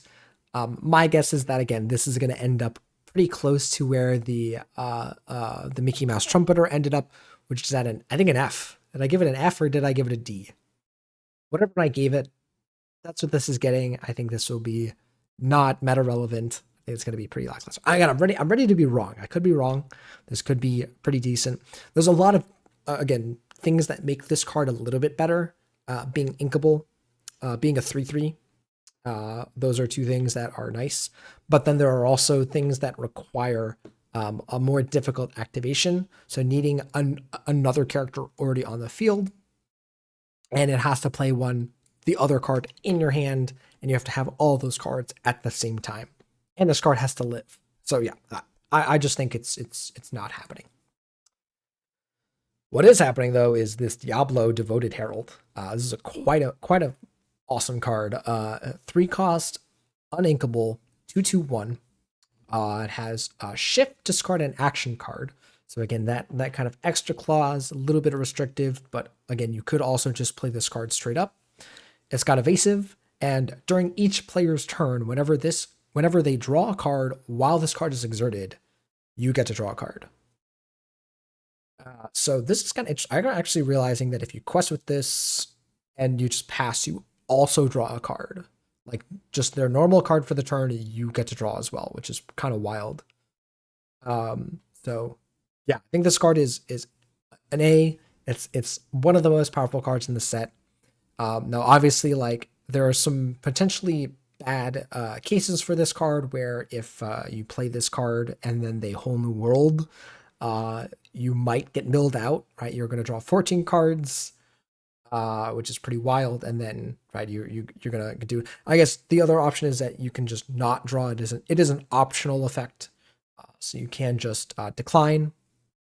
So maybe that's fine, but yeah, there could be some scenarios where you choose to draw 14 cards and then you get Whole New World again, and then maybe you die to mill. I don't know. I think that would be kind of funny if you fly a little too close to the sun, but aside from that, I think it's an A. I think that card's really good. It's gonna absolutely dominate. Next up, we got Triton, Champion of Atlantica. So I think it's the first time we've really seen a Triton card that's intended to be this powerful. So 9 cost inkable, 7/9/3. Wow, this card has huge stats. Shift 6, and then opposing characters get -1 power for each location you have in play. So very interesting card. So kind of intended to work with that other Triton that we saw earlier, the one that puts locations into your inkwell if they get banished while that guy's out. So maybe they leave the locations in play because they don't want to give you extra ink, and then you play this out, and your opponent's characters are all of a sudden super weak, and then they can't take out the location, they can't take this out. Okay, I can see it happening. I think it's still closer to a C. I get why this is a legendary, but I just don't see. Again, it's that situation happening is so specific that I really don't see that happening too much. But yeah, if it comes down and your opponent can't deal with it, yeah, they're gonna have trouble taking out your locations and taking this out. So it is a potential new way for Sapphire to win the game. Yeah, I kind of like that. There's some synergy with the locations and a character, right? So the character helping out the locations instead of the locations helping out the character. It's interesting to see how that plays out. Yeah, I think I'm just gonna leave it at a C. Again, it could go up to a B if it's powerful enough, but yeah. And then our last legendary of this entire thing, we reached the end. We did it. We got the Queen Diviner, 3 cost, 3/3/1. It has the ability to exert and look at the top 4 cards of your deck, reveal an item card, and put it to your hand. If the item itself costs 3 or less, you can potentially play it for free, but it comes in exerted, and the rest go on the bottom. So potentially a really powerful card for, again, these item decks, hitting something like a Fishbone Quill, a Popsicle, and just instantly playing it for free can be super powerful. And then even in the case where you find a lucky dime, perhaps, it just goes to your hand. You still get it to your hand. You just don't get to play it for free. Yeah, this card is an easy A. It's pretty much going to be a 4 of in most location decks, or sorry, most item decks. Excuse me, if I had to guess. Yeah, just cheating on that mana cost, on that ink cost is super awesome. Yeah, I think this is an absolute A, good one to end off on. And lastly, we just want to show off a little bit of these enchanteds and just kind of talk about the set in general. First of all, the best enchanted Best enchanted, hands down. Fight me, fight me. I will die on this hill. Best enchanted in the set.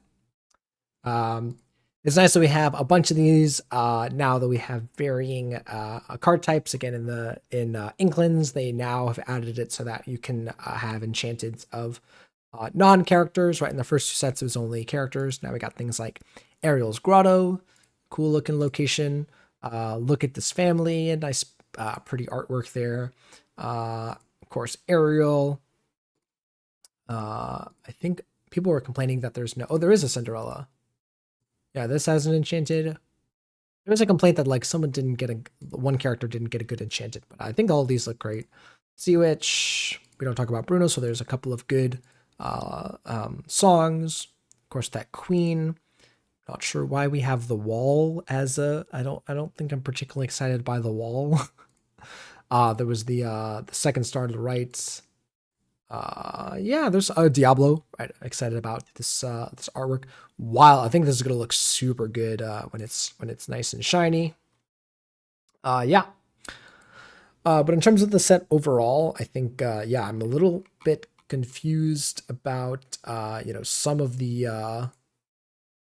of the cards that seem more inclined at particular archetypes. Like I think I like that, but then some of them hit a lot harder than others. So like Ursula and Ariel for like Steel Song, and then the item decks getting a lot of support. Ruby getting a lot. I'm trying to think of like some of the good things that Steel got. I guess they got like LeFou and maybe some other things.